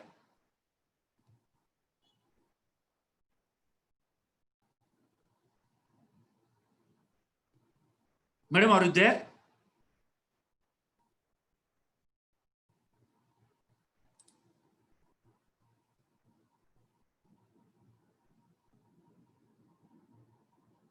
Shall I continue for 5 to 10 minutes? It's, otherwise, what?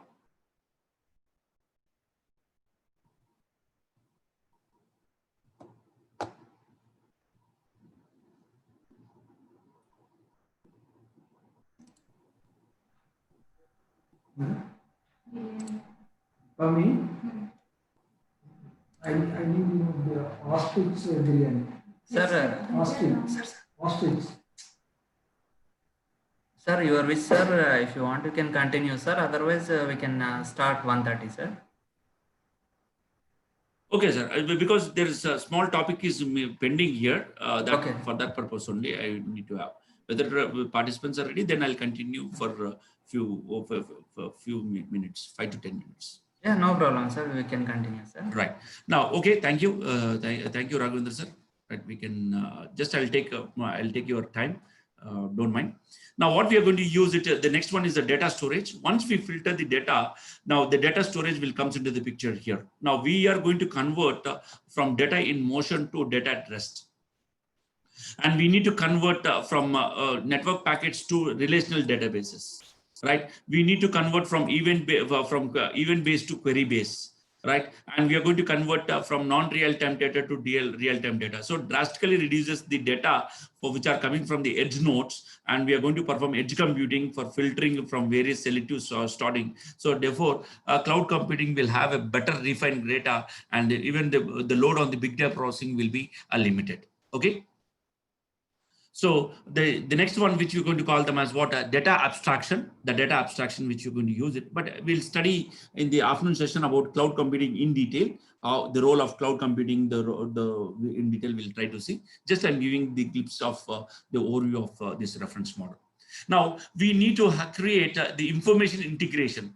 Now that can be happen to data abstraction. So we are going to create the schemas and views of data where according to the requirement of the application, we are going to combine the data because the data cannot be stored on single place. It can be stored on different different data centers. We need to integrate it. We need to combine from multiple sources and simplify the application. We are going to use filtering, selecting, and projecting and reformatting the data according to the needs of the client applications. We need to integrate in different formats. We need to have interoperability. We need to perform formats, semantics, and access control, as well as security need to be provided at this level. So a lot of data aggregation and access will be provided at this level, okay, for performing the refined data, okay. So this is a way, because we already traditional IT is used a lot of API stuff, which you're going to use it like we use from device drivers, edge software we have abstract API, and then once the data is collected and the request and reply is there, this is the OT data which is coming from the sensors. This is the IT data which is coming from the databases, data warehouse, and then we are using data integration and virtualization. Request and reply will come, and then analytics can be done with the request as well as the reply. So the abstraction between the data and application can be happen between the traditional APIs as well as the rich set of APIs which are available now, right? Then the final one is the applications. Once the data is ready, now these are the heart of the system oriented is this 5-1. Now, all these things will play a very important role in IT. We use a lot of physical devices. We use a lot of connectivity. We use a lot of edge computing or fog computing. We use a lot of cloud computing. We use a lot of big data processing. We use a lot of databases, a lot of Hadoop mechanisms we use here. And then the applications, we are making the data ready so that it can go for appropriate decision making we have. Right now, what we are going to use it because we need to control the applications. We need to control the we can use for mobile applications. We can use for business intelligence and analytics. So therefore, some applications will focus on monitoring the device data. Some applications will focus on controlling the data. Some applications will combine the device and non-devices data. Some mobile applications will have some simple integration. Now, as if you see, IoT can be used for anywhere, and it can be applied in all the sectors. Definitely, the applications which are sitting on top of the architecture, definitely it can be, the data should be ready and it need to be processed very efficiently. Now, I'll conclude with this slide. We are going to use it here, whatever we have. We have a devices, and these devices will have a network connectivity. This network connectivity will go to the edge computing, will process the data, that is normalized and filtering using edge computing process. We use a data abstract, data storage or data accumulation. We'll store the data into the cloud, and then we are going to use, we'll process the data. Right, we will make the ready data that will convert into information and getting ready to convert into a knowledgeable information. And then the applications will use that knowledgeable information for further decision making. So therefore, this is ACT and collaboration. So this is an example of IWF reference model we are going to have. Okay. So this, if you take this example, this is a slide. This is a network we can have it. This is a network we have.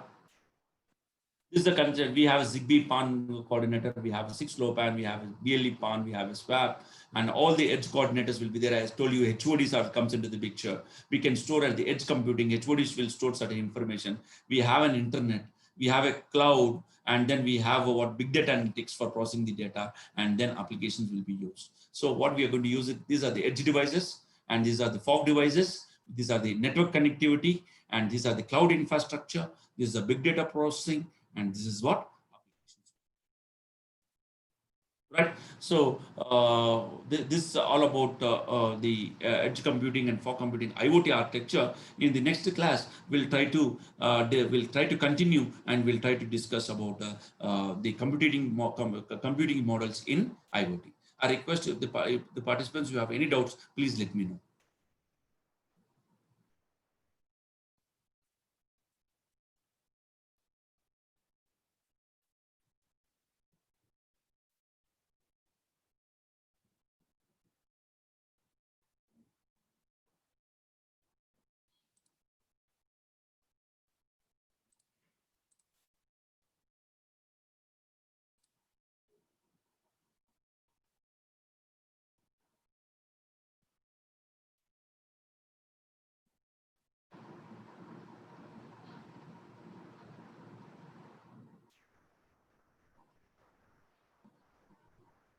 Right. Okay, Lakshmi madam. Edge computing devices, something like right. The fog devices like it can be work like your mobile device, and then edge devices which can be connected through USB. All the sensors will come under the edge devices. All the sensor nodes. Suppose, for example, you have an Arduino kit. Arduino kit is nothing but an edge device, and then through that edge device will connect a lot of sensors. Right, and that from that you can connect, you can send that data to the fog node. Fog node can be used as your mobile node, but interchangeably few people will call them as edge computing and fog computing. Both are similar, but we can separate. Mobile edge computing we can use, mobile fog computing will be used. Right, so the edge devices, something like your devices with sensing capability. Fog computing devices will have some better energy capability, where it will process the data much better than the sensor devices we have.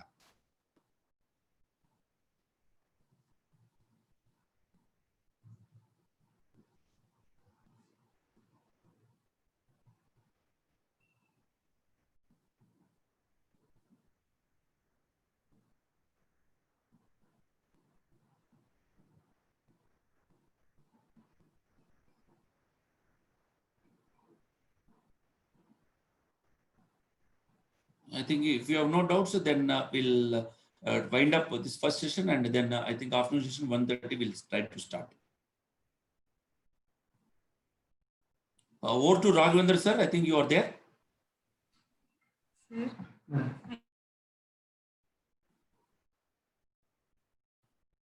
Sure. Definitely, Kiran Babu sir. I will share my PPTs to Madhu Bala madam, and Thank you, sir. then Thank you, we sir. can take from Madhu Bala madam. Sir. Hello? Suresh Babu, sir. Yes, madam. Yes, madam.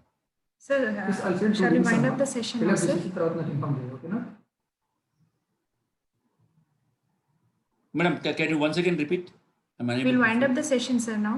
And Yes, it will madam. Yes, be- madam. Okay, Yes, sir. madam. Yes, madam. Okay, sir. Thank you, sir. Thank you very much. So again, the session will be starting at 1:30 and the feedback form and attendance will be taken at the end of the session. I mean, at 3 o'clock, we are going to take attendance and we will be providing feedback forms.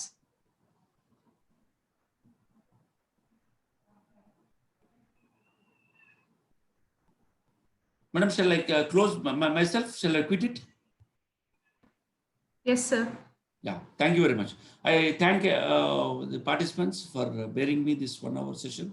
I thank each and everyone, and I thank the coordinator for opportunity to share my knowledge with you. Thank you. Thank you very much.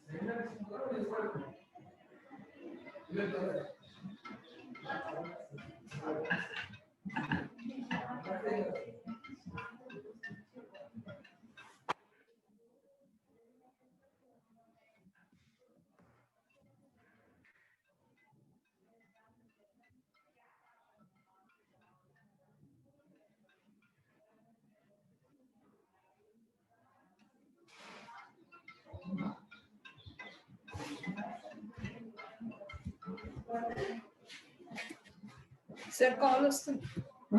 Call వస్తుంది. రాలేము sir ఇంకా రాలేదు sir.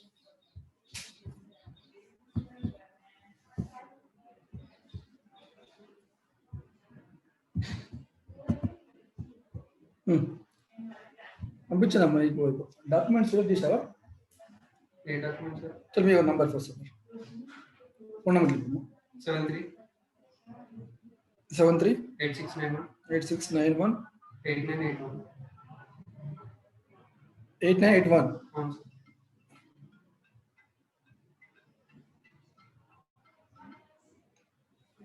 Hello చెప్పు. Hey, wait 2 minutes. Be online. ఇదండి ఇది కాదు కదా? కాదు sir.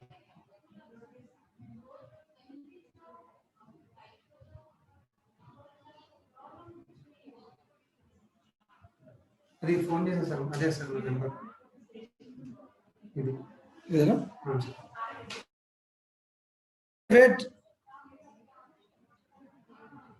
Fill up చేయండి. సుహాస్ చెప్పు చెప్పు ఏమంటున్నావు? ఎందుకు? వై? నేను డ్యూటీలో ఉన్నా కదా, కాడే ఉన్నా.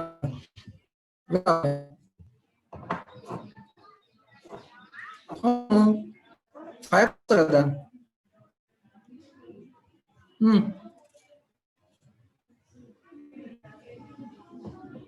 ఎప్పుడు వచ్చిన తొందరగా ఎప్పుడు రాలేదు. ఎప్పుడు ఆఫ్టర్ 5 రాలేదు పప్ప. నేనేంకి వస్తున్నా రాదు.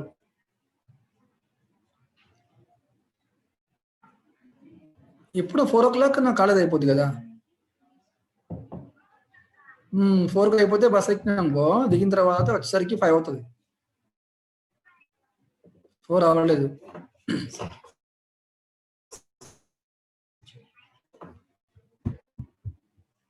సార్ ఇంకా ముందే పెట్టాలి కదా సార్. ఇప్పుడు ఏం చేయాలి? అన్నిట్లో ఉన్నాం.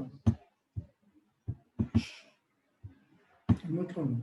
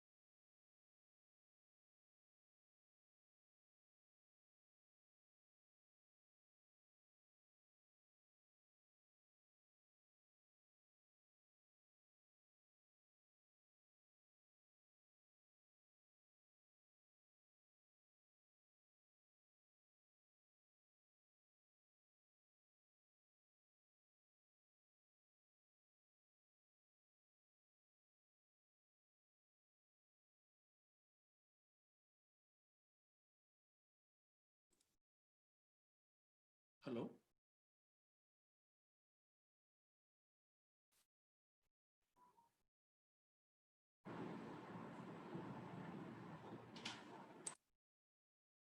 I'm audible.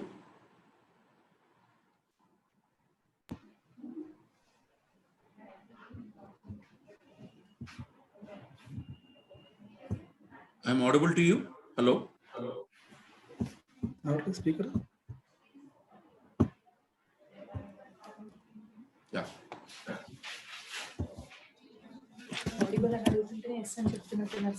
చెప్పారు మీరు క్రాస్ మార్కెటింగ్ గురించి చూడండి ఒకసారి. నాదా అది కాదు కదా సార్, మనకి స్పీకర్ కదా, అది మనం మాట్లాడేది వినిపిస్తుంది.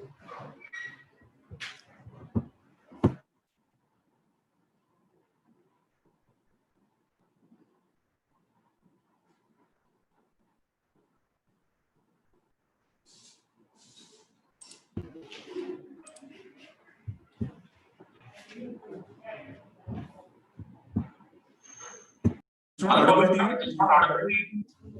Sir, yes, sir. Yeah, thank you.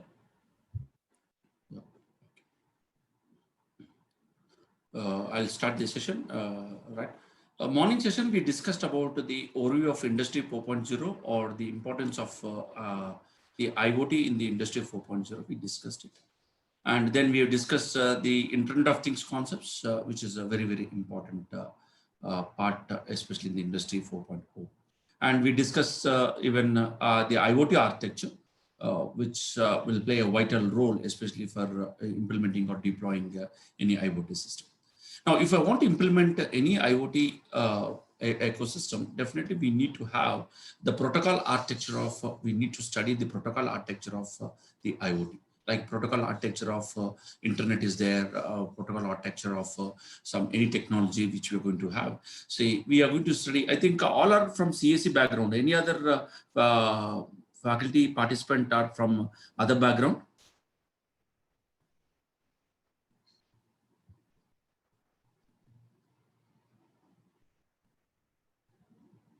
Any faculty is from other than CSE?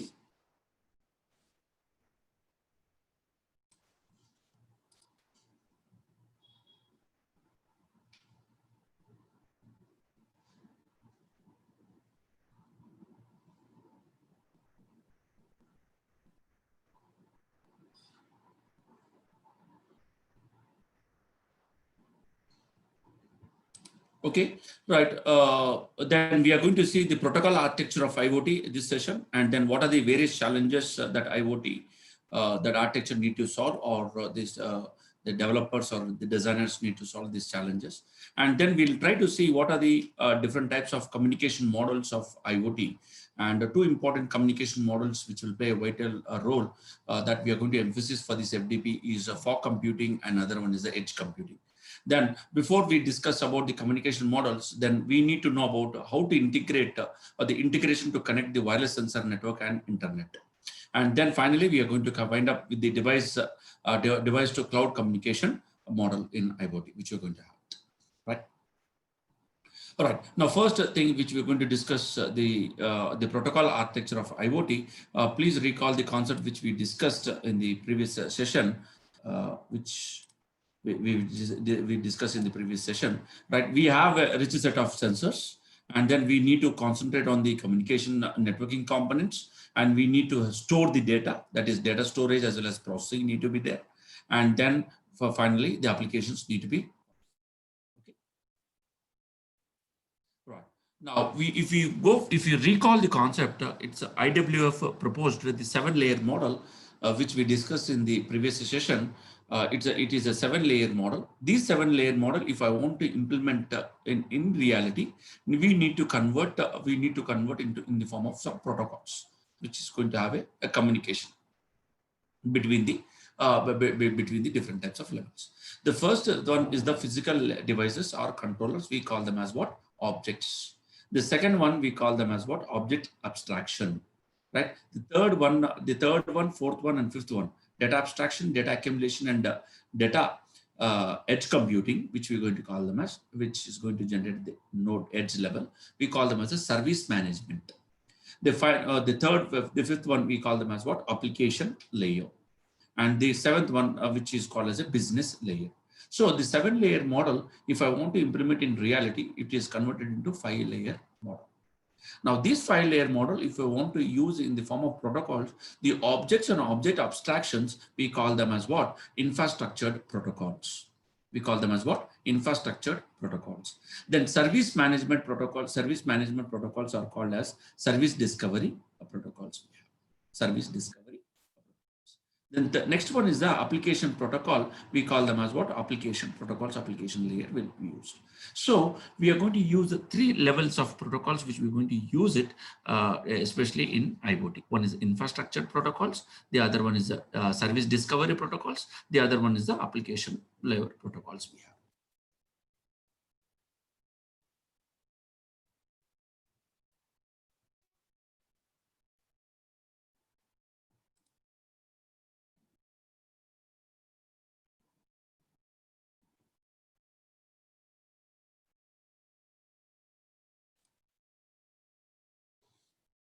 Then we are going to see what are these categories of this application, the IoT protocols we can do. A lot of research work is going on in categorizing these protocols. We'll try to see these IoT protocols here. The physical layer, where all the physical layers will come into the picture when we see this the physical layer. One is LTEA, that we call them as what? Advanced LTEA. And then we are having RFID, we call them electronic product code, RFID global. And then we are going to use IEEE 802.15.4, which we're going to use it. And then we are going to use a Z-Wave, which we're going to use it. This comes under the physical layer. Above of that, then we are going to have the data link layer, which is going to work as a IEEE 802.15.4, which is a personal area network. IoT is mainly used for the personal area network. We are going to have it. Then this is a way. Then we are going to have an interesting layer which we're going to use. These two comes under these network technologies. Someone will use as a Bluetooth, someone will use as a Zigbee, someone will use as a Zigbee Smart, someone will use as a Bluetooth Smart, someone will use as a wireless sensor network, RFID tags.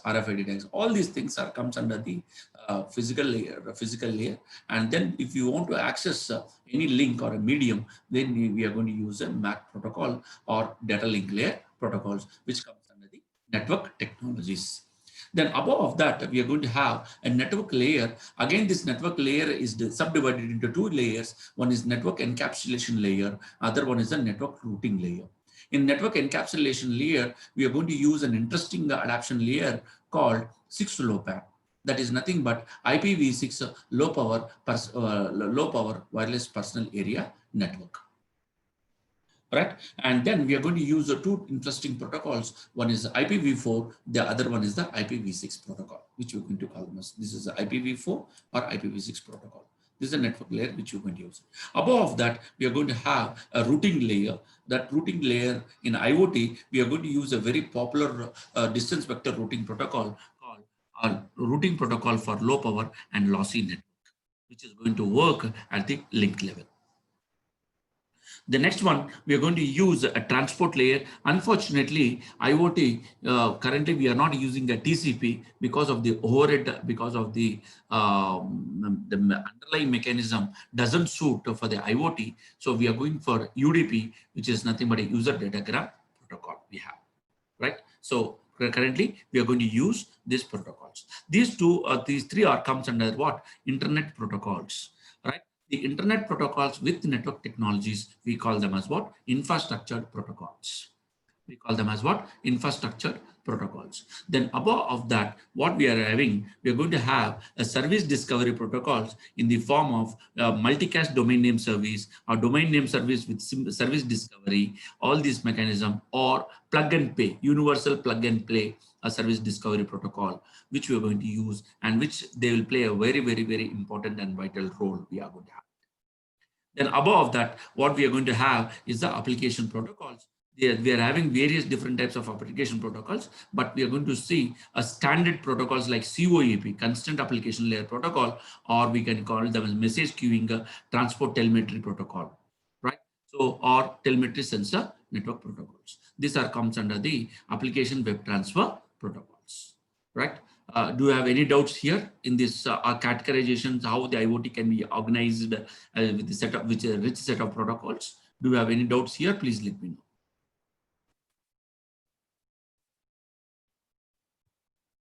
Lakshmi madam, what is your doubt?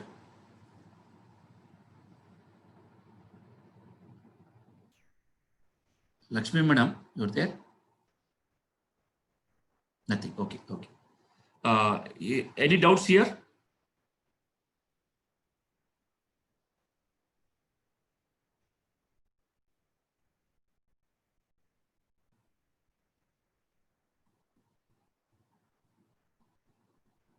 Okay.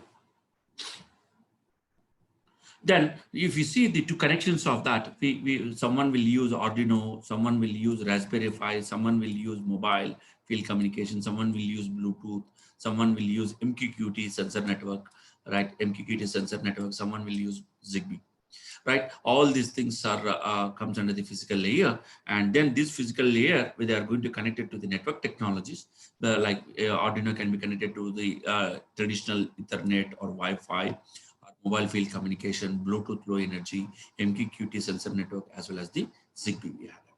Then above that, what we are going to have, we are going to use internet protocols, which we're going to call them as the internet protocols. We can use either bus topology, or we can use Wi-Fi 802.11, or we can use a gateway, mobile gateway, or base station gateway we can use, or IoT gateway we can use it. Above that, which we're going to use it, this gateway. And then these are internet protocols which you're going to use it. Above that, we're going to have a cloud, server-side cloud, which is going to come under what service discovery protocols, which we're going to have it. And then we are going to have the finally is nothing but a web transfer, web application web transfer protocols we're going to use it. Right. So this is a way of connecting any two IoT elements which you're going to.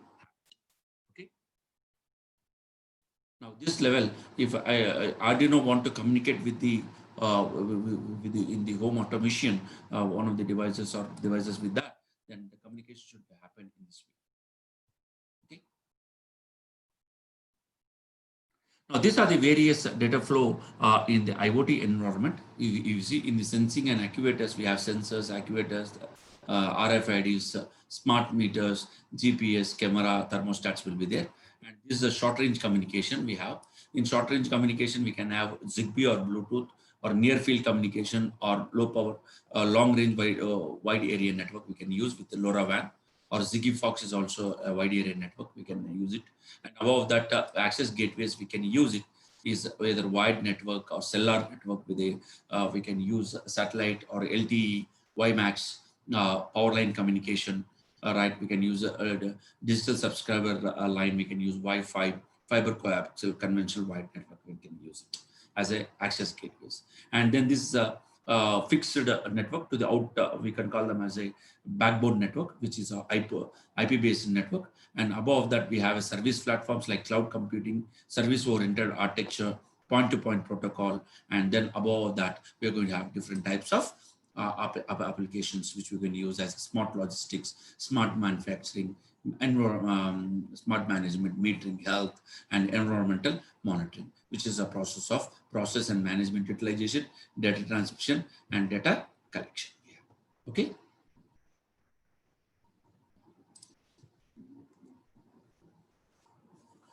Quickly, we'll try to see the protocol stack of IoT comparison. I think you have come across TCP/IP protocol stack, and then with IoT stack we have. In physical layer, we can use IoT makes use of one of the interesting one, standard one, which is proposed by IETF, IEEE 802.15.4, a physical layer which we are going to use it.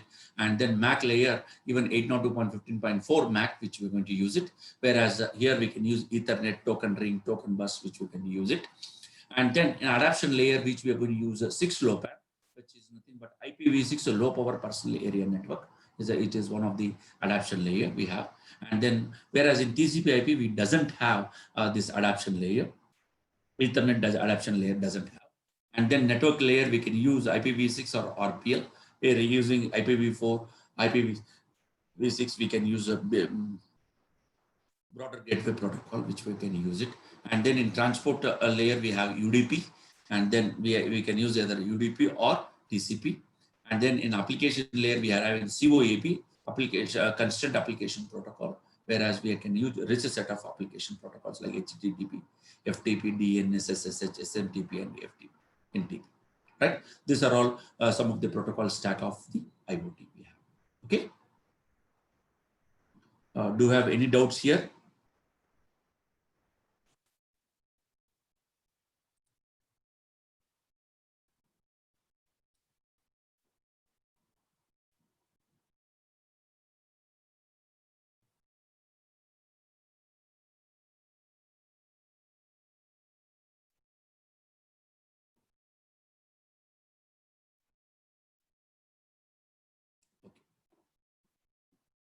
I think only one madam is responding. No one is responding. All are inactive mode, in sleeping mode like IoT. Everyone should respond, right? Then only, otherwise it will be one-way communication. There is no two-way communication will be there, okay? Right. I request the participants to be active. You try to respond, okay, something. All right. Now we are going to see some of the challenges of your IoT. If you take any platform, any IoT platform which we are going to talk about, the IoT platform which we are going to see here, what some of the key requirements for any IoT platform we need to have.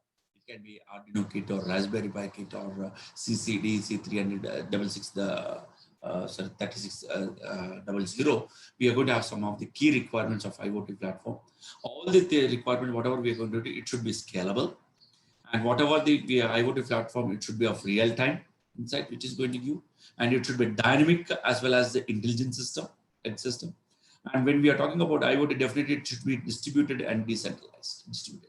But every IoT, the key requirement for any IoT platform is the security and the privacy, which we're going to have. The security and the privacy, which you're going to see it, right? So the security and privacy, which will play a vital role, especially for the success of the IoT devices we have. So some of the challenges which we are going to discuss here, these are the challenges where a lot of research work is open to all. We call them as open source problems we need to have. One is the network connectivity, right? Connectivity for large number of devices. That's the biggest challenge, right? We need to have. The next one is the security is another challenge we need to. Now, security should be there at the wireless sensor network. Security should be there at the network layer. The security should be there at the fog level. The security should be there at the cloud level. Security should be there at the application level. Privacy should be there at the big data analytics level. So therefore, security is the biggest concern that need to be ensured there. And then performance and scaling need to be there, because at the end of the day, we need to evaluate the performance and then the scaling of huge volume of data that need to be ensured, performance analysis and measurement. Then longevity, because the nodes will be moving moving in and around of these IoT nodes. Therefore, we need to maintain reliability and longevity of the nodes, though in an unreliable network. So that is a longevity which we need to have. The hyperconnectivity, because all the devices should be connected over internet. Hyperconnectivity need to be there. That is a challenge. The privacy is the biggest concern that need to be there at all the levels of the IoT that need to be addressed. Proprietary ecosystem. See, now when we talk about IoT doesn't, I would need to support different types of legacy, proprietary and non-proprietary devices or non-proprietary. So therefore, what are the legal issues need to be considered when we are using in a proprietary for IoT ecosystem?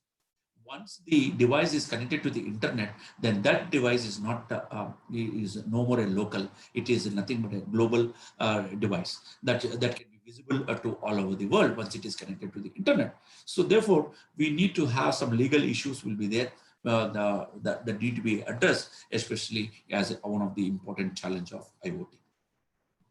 Next one is the legacy system. As I already told you, what about the existing mechanisms which we are using, whether we can use as a part of the IoT, still we can use the existing infrastructure to provide the solutions. That's a legacy system when we are connecting to the internet.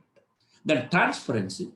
Right now, this is the biggest challenge we have over a longer period of time when we are talking about different types of right? Now the transparent, suppose for example, when you're doing some analysis, right, when you're doing some big data processing, right, whether the transparency does exist, whether whatever the data set you are going to use it, whether you're taking the permission with the help of the, and then whatever the, the algorithm is working in a transparent way, right, where all the people will be aware of your data. So therefore, we need to have a transparent system need to be there, especially when we are connecting to the IoT in certain applications. Next one, standards. That's the biggest challenge now, right? We are going to different manufacturers. They are going to have different products. Now, these products are whether as a standard one or non-standard products. These are all. Now, how to bring all these things into one umbrella, right? We need to have a proper standardizations there. So not only the industry, the government should be a part of that. The research organization should be the part of that to make this standardization. Then cost constraint is a very important one, because if IoT be successful, the first important parameter is the cost one. If the cost is high, definitely IoT will not be a successful story.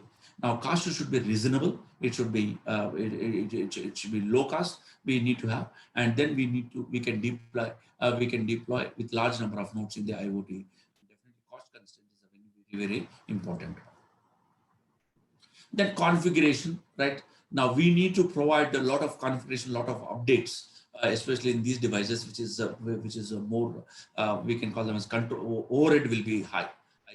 Because for small low power devices, the configuration, maintaining a configuration file always is not possible, right? Definitely someone should take care, like we call them as a coordinator, should take the burden, and they should provide the facilities to the resource person. For example, for this MDP, now the coordinator should take the responsibility, right, to provide the facilities to the participants, to the resource persons, and to the college. So therefore, the configuration file cannot send, right, sir, you create your own link and you start the list session, or the participants you created a low link and connect with the resource persons. That is not the solution.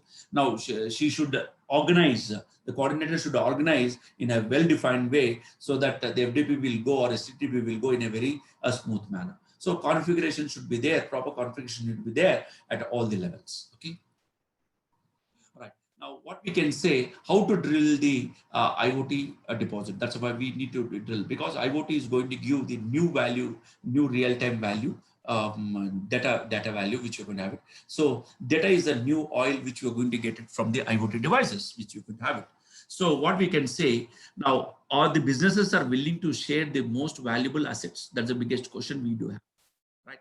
Or if you take it, for example, if you're using a IoT device, IoT for healthcare management, does the healthcare provider is ready to provide the data to the other organization? That's the biggest question we have.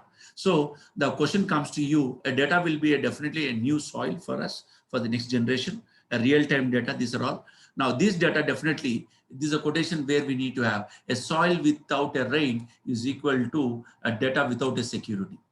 If the security is not there, definitely this data is more vulnerable. It is equivalent to without a rain we have. A soil without a rain is equal to a data without a security we have. Okay.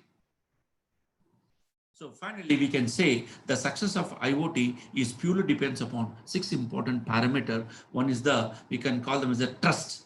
Means we need to provide a trust to the stakeholders, to the people who are where the IoT is going to provide this type of services. So a lot of trust should be there between the people and services or data.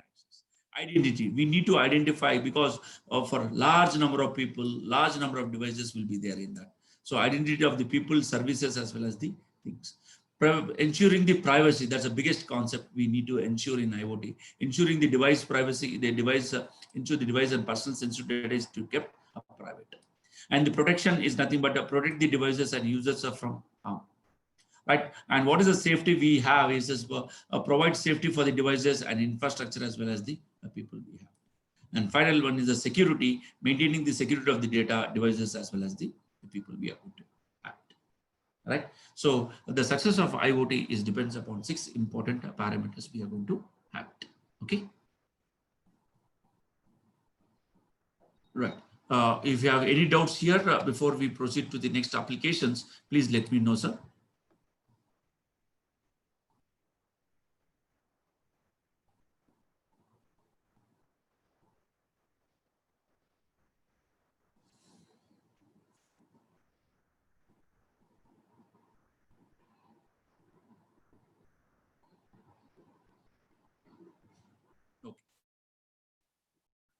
Thank you. Right. Now, we are going to use, as I already told you, there are various applications are there where the IoT will be used. If you see the best example, a car will generate automatically if the driver has made any mistake. Right? It is already there. It's a lot of sensors will be the part of the car. A car will generate automatically if the driver has made any mistake. That's a very important point. We need to have it. The next one is a bag will send a reminder if the owner has forgot something. Right? That's very important. A bag means a RFID tag based bag will send a reminder to the reader, right? If the owner has did some mistake or something wrong, forgot to bring something. So that's a very important. And the other one which we are going to use it here, already we are using this facility. I think all the lady faculty members know about better one. The cloth will tell the washing machine about the requirement of the water temperature. Means we need to know the temperatures. The temperature sensors will be there. All right. Different types of sensors will be there where it will give what type of water, what type of cloth it is, and for which cloth we need to have, which sensor will, which type of level of watering we need to be done. So all these things, the cloth will tell the washing machine about the requirement of the water temperature. So definitely we can say IoT definitely it is going to change completely with the technology of the IoT industry 4.0, right? So because of this, there are so many applications are there in the IoT. One is we can call them as what in smart cities we can use, in the smart environment, smart water, smart metering, security and emergency we can have, retail management we can use it, in the logistic we can use it, industrial control, smart agriculture, smart animal farming, domestic and home automation, as well as here. I can't say all the way all applications is required, but very few applications where the human involvement is not there. In those cases, IoT will play a very, very important role. For example, e-health is there, smart environment is there, smart cities is required. Very essential, like Hyderabad, definitely we required good facilities need to be provided for large number of large number of people. So smart cities required that. Right, and smart water is also required, isn't it? And then definitely in certain applications we can still IoT can be used. For example, you can see in industrial control we can use, smart agriculture we can use as a cyber physical system concept which we are going to use it. Okay. So we can see one of the best example of IoT can be used with the IoT is smart cities. How we can use in the smart cities means we can see where we can use a smart waste management system. We can have smart we can we use for the people. We can use smart concepts, and then vehicle to vehicle communication will be used. Public transportation will be used here. We are going to use a smart environmental system, right? Smart monitoring system, right? Smart traffic monitoring system we have. CC surveillance will be there. Parking system will be there. So IoT connects definitely a wealth things which we're going to have. Okay. Cool. Now, these are some of the challenges and applications. Definitely we can use this IoT. Now we are going to see definitely IAB, Internet Acceleration Board, has proposed some communication model, and these communication models definitely will play a very, very important and vital role in the IoT. So therefore, we'll try to see the Internet of Things communication models here. All right. Now we know that the rise of enabled technologies from the last 3 to 4 years, they're very like ubiquitous computing is there, ubiquitous connectivity is there, wide adoption of IP-based networking, advances in data analytics will be there, and the rise of cloud computing. Because of these various enabling technologies which are there from last 5 to 10 years, definitely we are going to see a new technology in the form of IoT, where it will have where we'll have the integration of that. Right. So Internet Acceleration Board has proposed the networking of the smart objects, which is going to have the 4 communication models used by the IoT devices. So what are those communication models which has proposed by IAB, which is called as the Internet Architecture Board, which we could have it. The first one is a device-to-device communication model. The device-to-device communication model. The second one is the device-to-cloud communication model. Right? Can anyone predict the third and fourth one? Can anyone predict about third one? We know machine to machine communication, then machine to device communication or device to cloud communication, sorry, device to cloud communication. Can you tell anyone third one and fourth one? Anything? Can you guess it?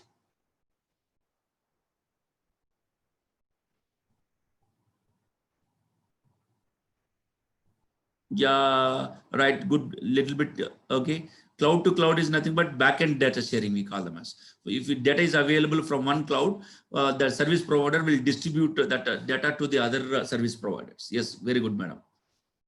Excuse me, madam. Any other?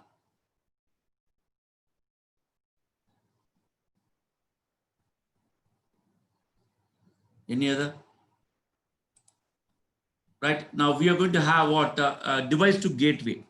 Right, a device to gateway to the cloud, which you're going to have it, and then the madam has given the answer that is called as a backend data sharing, which we're going to have it.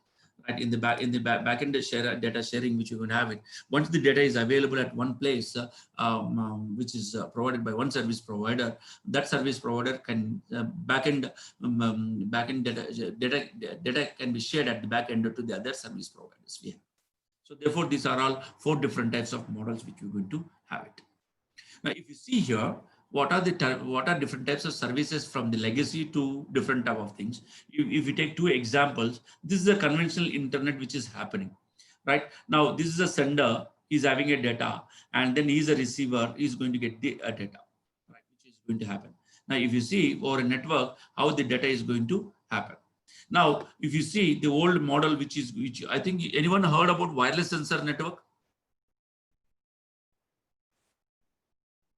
Yeah, good, Kiran Bob sir. Wireless sensor network, you heard it, wireless sensor network. It is a top research work which has happened from last 10 years, wireless sensor network. You come across wireless sensor network?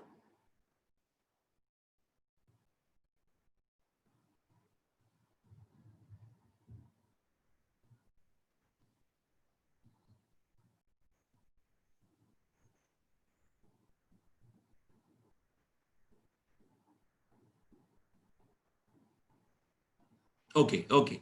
Now, if you see here, if you take any area, forest area, which we're going to have it, this is a forest.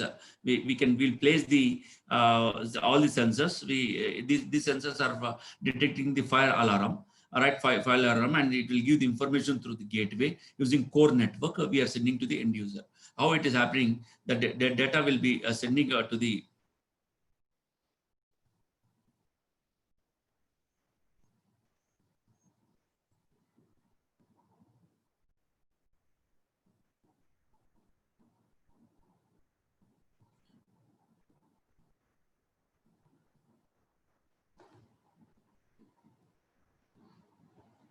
Now, the data is going, I think maybe network, the data is going here from this node to here through this and to the sync node, we call them as to the sync node, and through the sync node, we are sending to the gateway to the core network, and we are sending to the end user.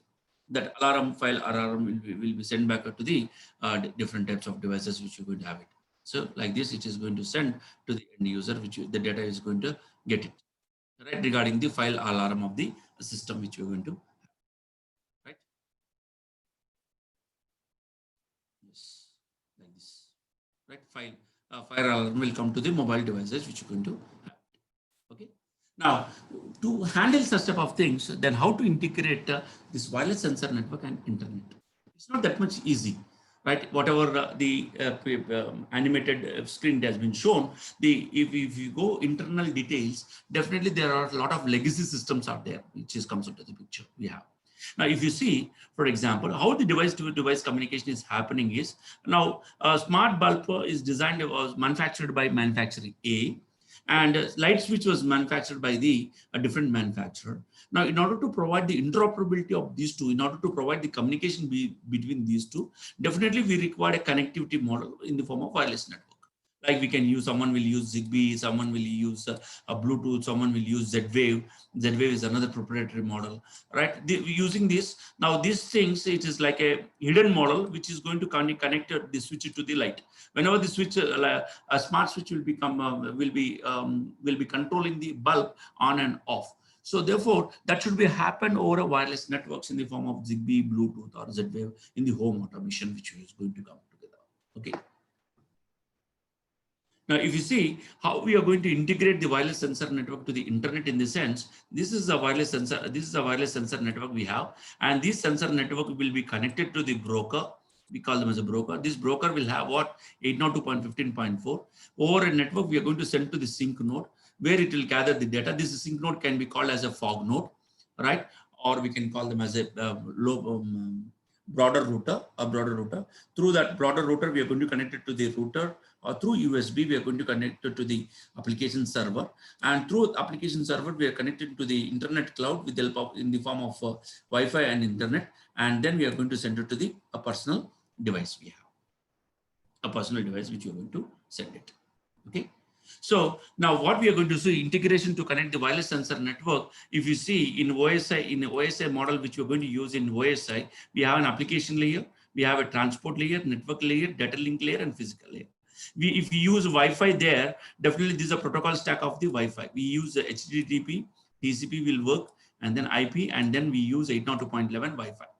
Then this is an IoT device which need to be concentrated. IoT device, because if I'm connecting a smart switch to a smart bulb, definitely we need to provide a communication between the smart switch and the smart bulb. So now your smart switch is nothing but your Wi-Fi, and your smart bulb is nothing but a Zigbee. Definitely you need to handle a protocol called 6LoWPAN protocol, where if we see here, this is a Zigbee. Now if you see, this is a low power domain, and this is the internet domain. Like if this internet domain is nothing but like we call them as a smart switch, we can call them as a smart switch we can have, and this is a smart light we can have, we call them a smart bulb.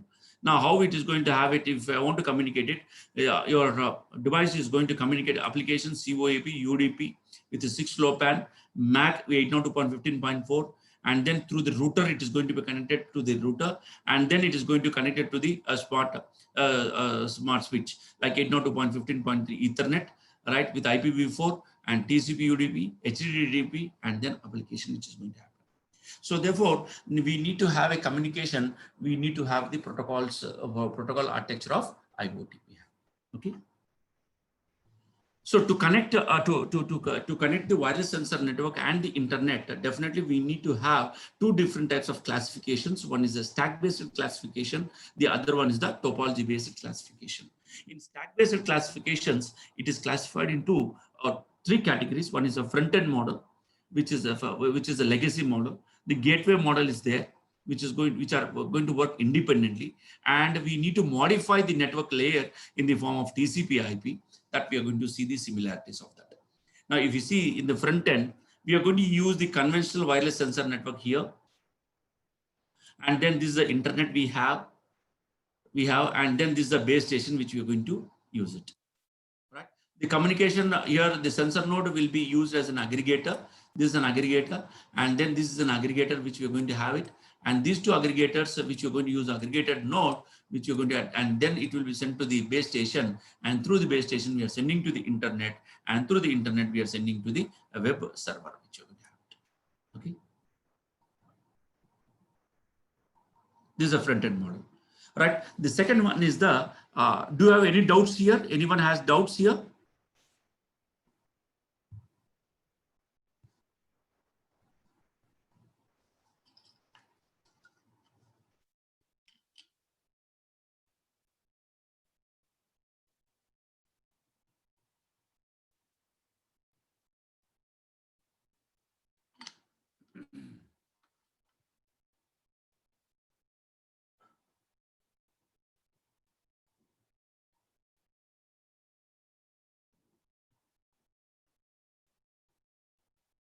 Okay, right.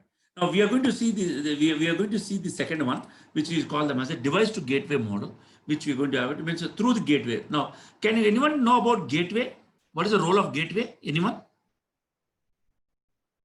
What is the role of gateway?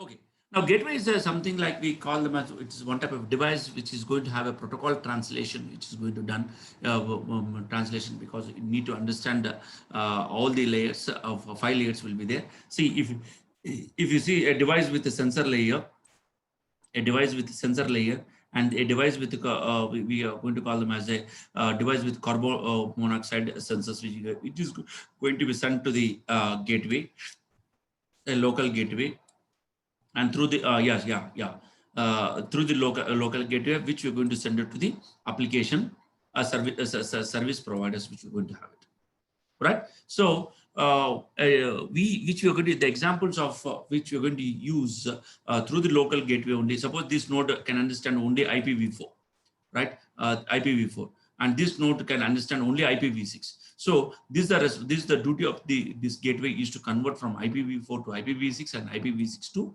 IPv4, which we're going to have. Okay. Now this is the way of a gateway which you are going to use it here. Right, we have an aggregated nodes. These are all the these are the aggregated nodes which you're going to use it. Okay, and these aggregated nodes are going to connect it to the base station. Right, we have an application layer gateway we have, and then this gateway will be sent to the internet, and then we are going to have the to the web server. Okay, through the gateway only it is going to happen. Right. If you take another example, how the communication is going to happen with RFID based sensors. Now we have a ZigBee network. This is a ZigBee network, and this is a 6-LoWPAN network. The ZigBee network is nothing but Arduino RFID with the sensor based RFID we have, and will be connected to the RFID reader, which we're going to see. This is a reader, and then we call them a 6-LoWPAN network, which is a active RFID tag. There are two types of tags is there. One is a passive tag, another one is the active tag. We're going to have active tags and passive tags will be there. And then we are going to use two types of sensors will be used, which makes us IEEE 802.15.4 with 2.4 gigahertz free band radio frequency. We are going to use it. And then this will be connected to the gateway sensor. And then these two are connected to the IoT gateway. And then through that, we are going to connect it to the backbone network we have. This is a way of connecting different types of IoT devices we have. Okay. Now, the other one is the TCP IP solution, because see now, as I already told you, a configuration file. Suppose, for example, these devices, whatever the sensor devices or whatever the devices which you are using, they are low power devices, right? They cannot be resource hungry, right? Resource constrained devices should be there. So someone should take care at the someone should act as an intermediate node where it will provide, where it will facilitate the services to the lower layer as well as to the upper layer. So broader router is going to have play a very important role, that is going to be connected to the internet, and then it is going to send to the web server. So we are going to see IoT uses this type of concept, which is third one is one of the important concept which we are using in the IoT. Okay. Whereas if you see this example in the solution from HTTP to TCP, TCP to IP, IP to, suppose if it is a smart light or a smart switch, we can call them as switch. It makes use of old one. And this is a smart light which you are going to connect. And then we have a gateway. This is a gateway we have. This is a gateway we have. And this is a router we call them as. A router is a 3-layer device we have. And then what is HTTP will be communicated to TCP. TCP is communicating with IP, with Ethernet, which you're going to use it. And then which we are going to use from IP, Ethernet to the, it will be converted to the Wi-Fi. And this Wi-Fi will be converted through the gateway. We are converting from HTTP to COAP and TCP to UDP, IP to 6-LoWPAN, and then Wi-Fi to ZigBee. Right, Wi-Fi to a ZigBee, and then from this we are going to connect it to the 6-LoWPAN, and then it will go to this level. So this is the way how we are going to connect it to the low power devices to the internet, and then to end of the application protocol. Now this is the final one, which is a combination. If I want to use a front end or gateway or TCP, I can use as a hybrid solution. So like we can use as an hybrid solution like base station method. We can use this is one network we can have. This is another network we can connect it. Two different networks can be connected to the internet, and then we are going to call them as one ecosystem. IoT ecosystem can be created here. Okay. This is an example. So therefore, integrating any wireless sensor network, which we are going to use in the sense, we are going to use an interesting protocol called 6LoWPAN protocol. That is nothing but IPv6 for low power wireless personal area network, which is a very, very, very important protocol, which we're going to use to integrate wireless sensor network into the internet. Okay. If you see the example of that, whenever the smart light or smartphone want to communicate with the sensor node, right? There is a lot of things will be there. There is a server is there. There is a middleware server is there, and this middleware server knows only the IPv4 packets, and this Zigbee network knows only IPv6. Now, how it should be happen? If I want to read the data, this will give query. This will query the data to the middleware server. And then this will request, this fellow will request to the gateway. The gateway will be converted from IPv4 packet to IPv6 packet, and then it will that will be converted into a frame, and then to the Zigbee frame. Zigbee frame will trigger the event, and then it is going to respond according to the command given by the broader router or gateway server, and the response will come back in the reverse fashion to the smartphone, right? To the smartphone. So this is a way of integrating the wireless sensor network into the internet. Okay. So do you have any doubts here? Hello?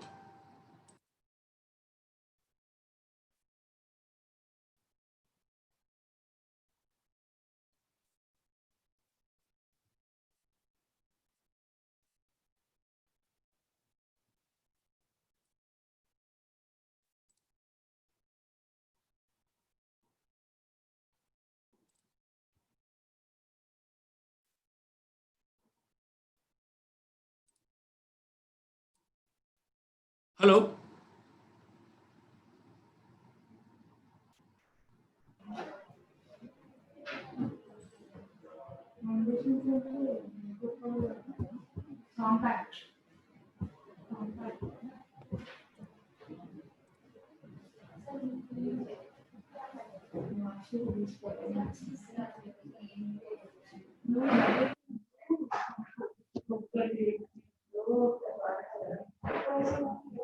Shall I go to the next topic? And next, if you don't have any doubts.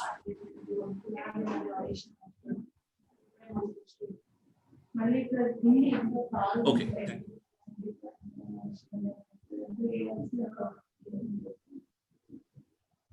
Right. Now, we need to know what is the role of the cloud computing in IoT, right? As you already know that I think I think someone is talking. I don't know who is.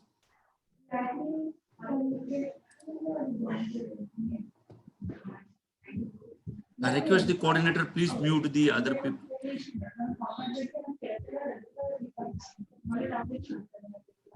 So please.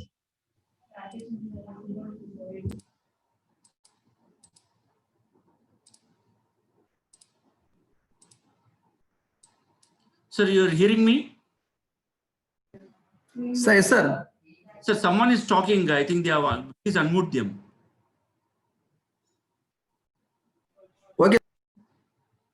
Okay. Thank you, sir. Thank you.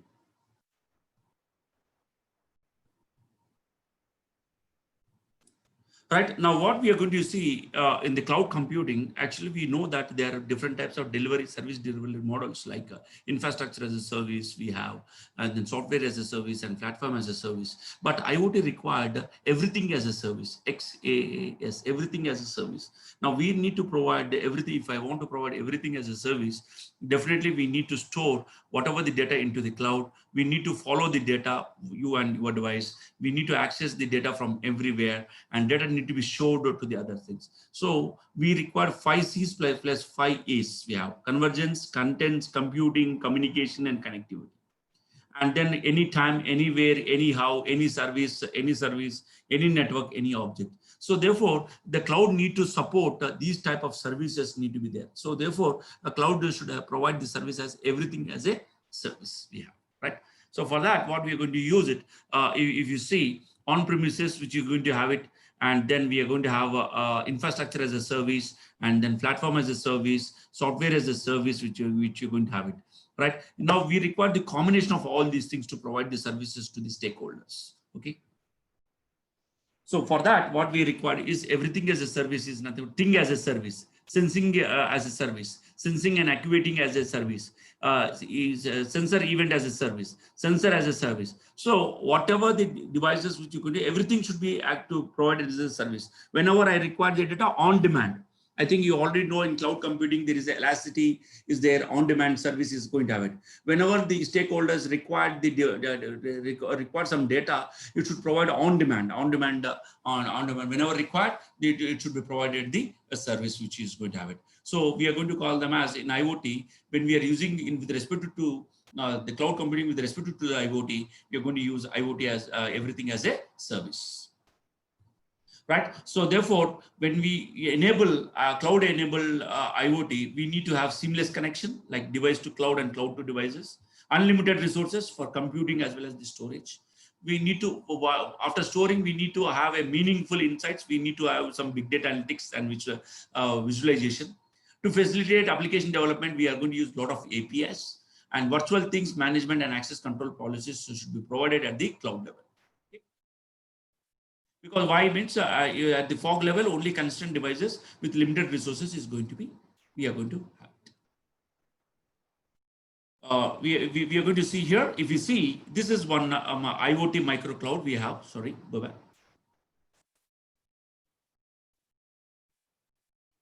This is one IoT cloud we are going to have it. This is another IoT cloud we are going to have it. This is another IoT. This is another IoT cloud we are going to have it. And these IoT clouds are going to be connected through Zigbee or LoRaWAN or 5G, which you're going to have it, or through the gateway, which you're going to have it. All these things are going to be connected to the. This IoT micro cloud is also called as what? A fog node.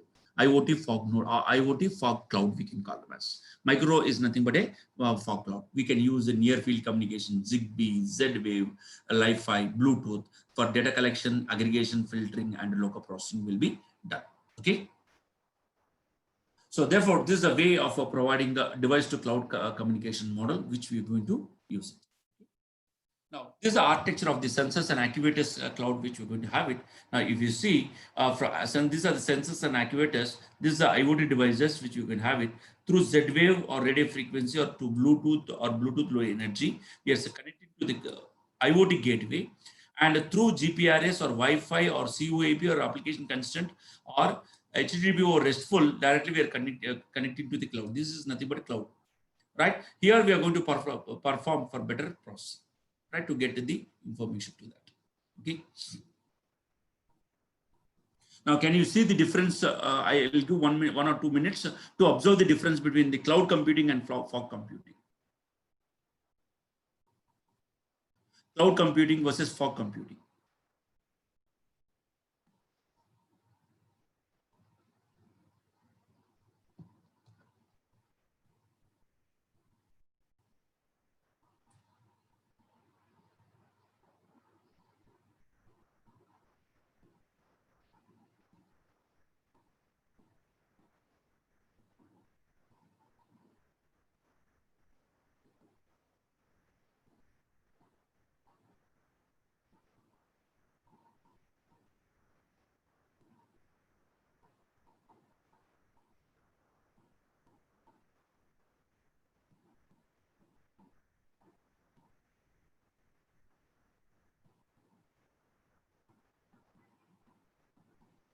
Yeah, if you see here, there are some major constraints are there with respect to the lot of lizards challenges are going on.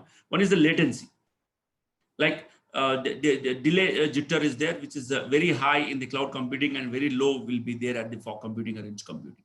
Location of service within the internet, we are going to use it. Cloud, we are going to use within the internet, and then at the edge of the local network, we are going to provide it. And the distance of things which you're going to have it up to the hundreds of the up to thousands of kilometers, whereas edge computing will be very few kilometers we have. Deployment number in hundreds, but whereas in tens of thousands we have. Security is in cloud is undefined, but whereas we can define very easily in cloud, in fog, we are going to have it. Location awareness, cloud computing doesn't know about location awareness, whereas edge computing knows about the devices we have. Implementation cost is low, whereas implementation cost is very high because of the thousands of devices we have. And the content is nothing but a machine content, and then it is nothing but internet content which is going to have it. The drivers, big data storage and analytics need to be done. Support of mobility to reduce the latency should be there. Big data storage and analytics applications we can have. Large distributed IoT applications we can use as a fog computing. All right. So this is the difference between the edge computing as well as the fog computing we are going to have it. Okay.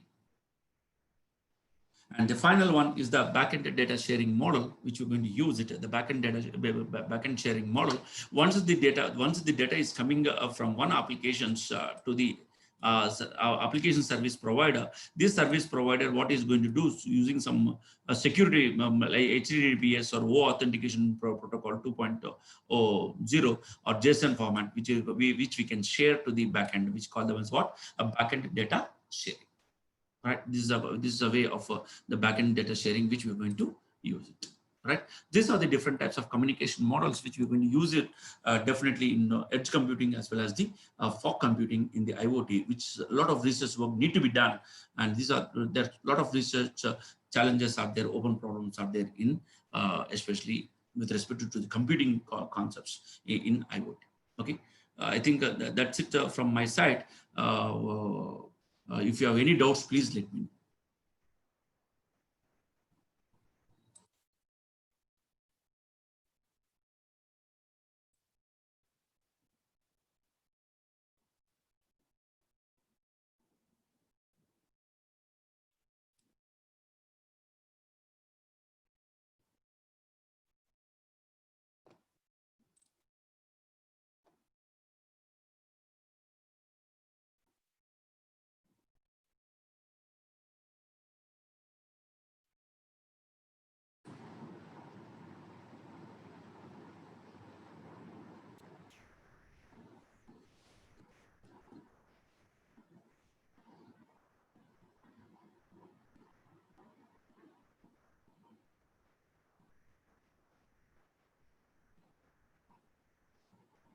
Do you have any doubts? Please let me know.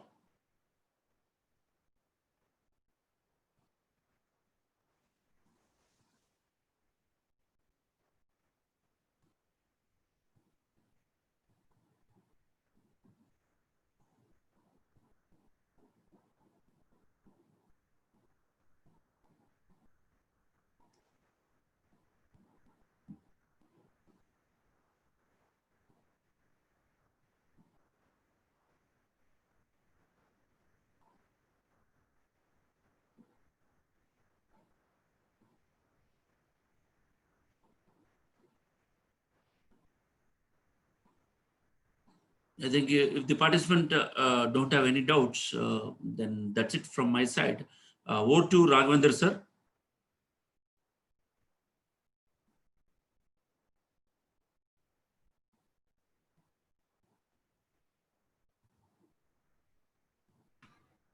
Sir. Yeah, yes. Thank you, sir. Thank you, sir, for your wonderful session, sir. Yes. Thank you. Thank you very much, sir.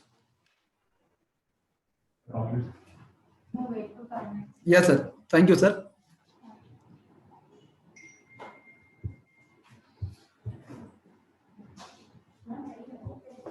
So dear participants, please wait 5 minutes. So please spend 5 minutes. I'll send a feedback form.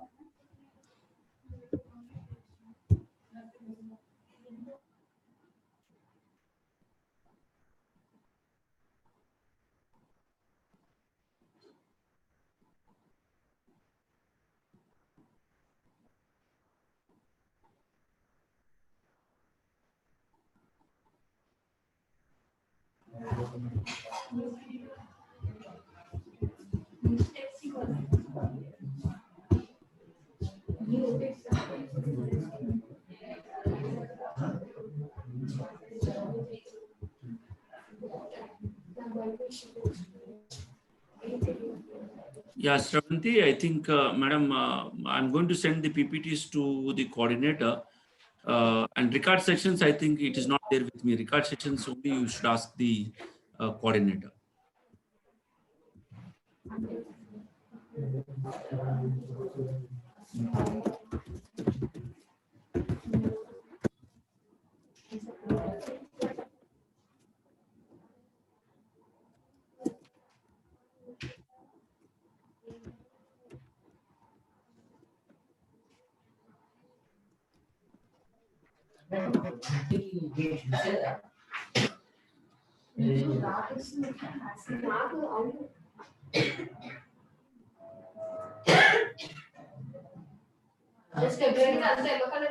ఇప్పుడు machine learning ఒకటి అయిందా next month తర్వాత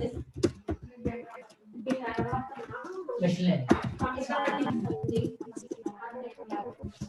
okay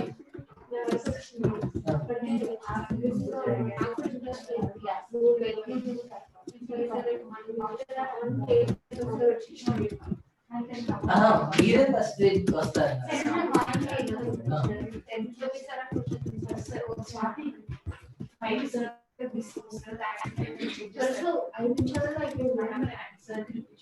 Raghavendra, sir. Sir, please, sir. Shall I wait or anything else? Because I'm having. Sir, please, you can leave, sir. No problem, sir. I'm having another meeting. Okay. Please excuse. Okay, sir. Thank you, sir. Thank you very much. Right. Thank you very much. Thank you. Thank you all the participants for your wonderful patience for listening my session. I thank once again the coordinators and especially Madhu Bala madam and Ravindra sir for giving the opportunity. Thank you. Thank you and all. Thank you. Thank you very much, sir.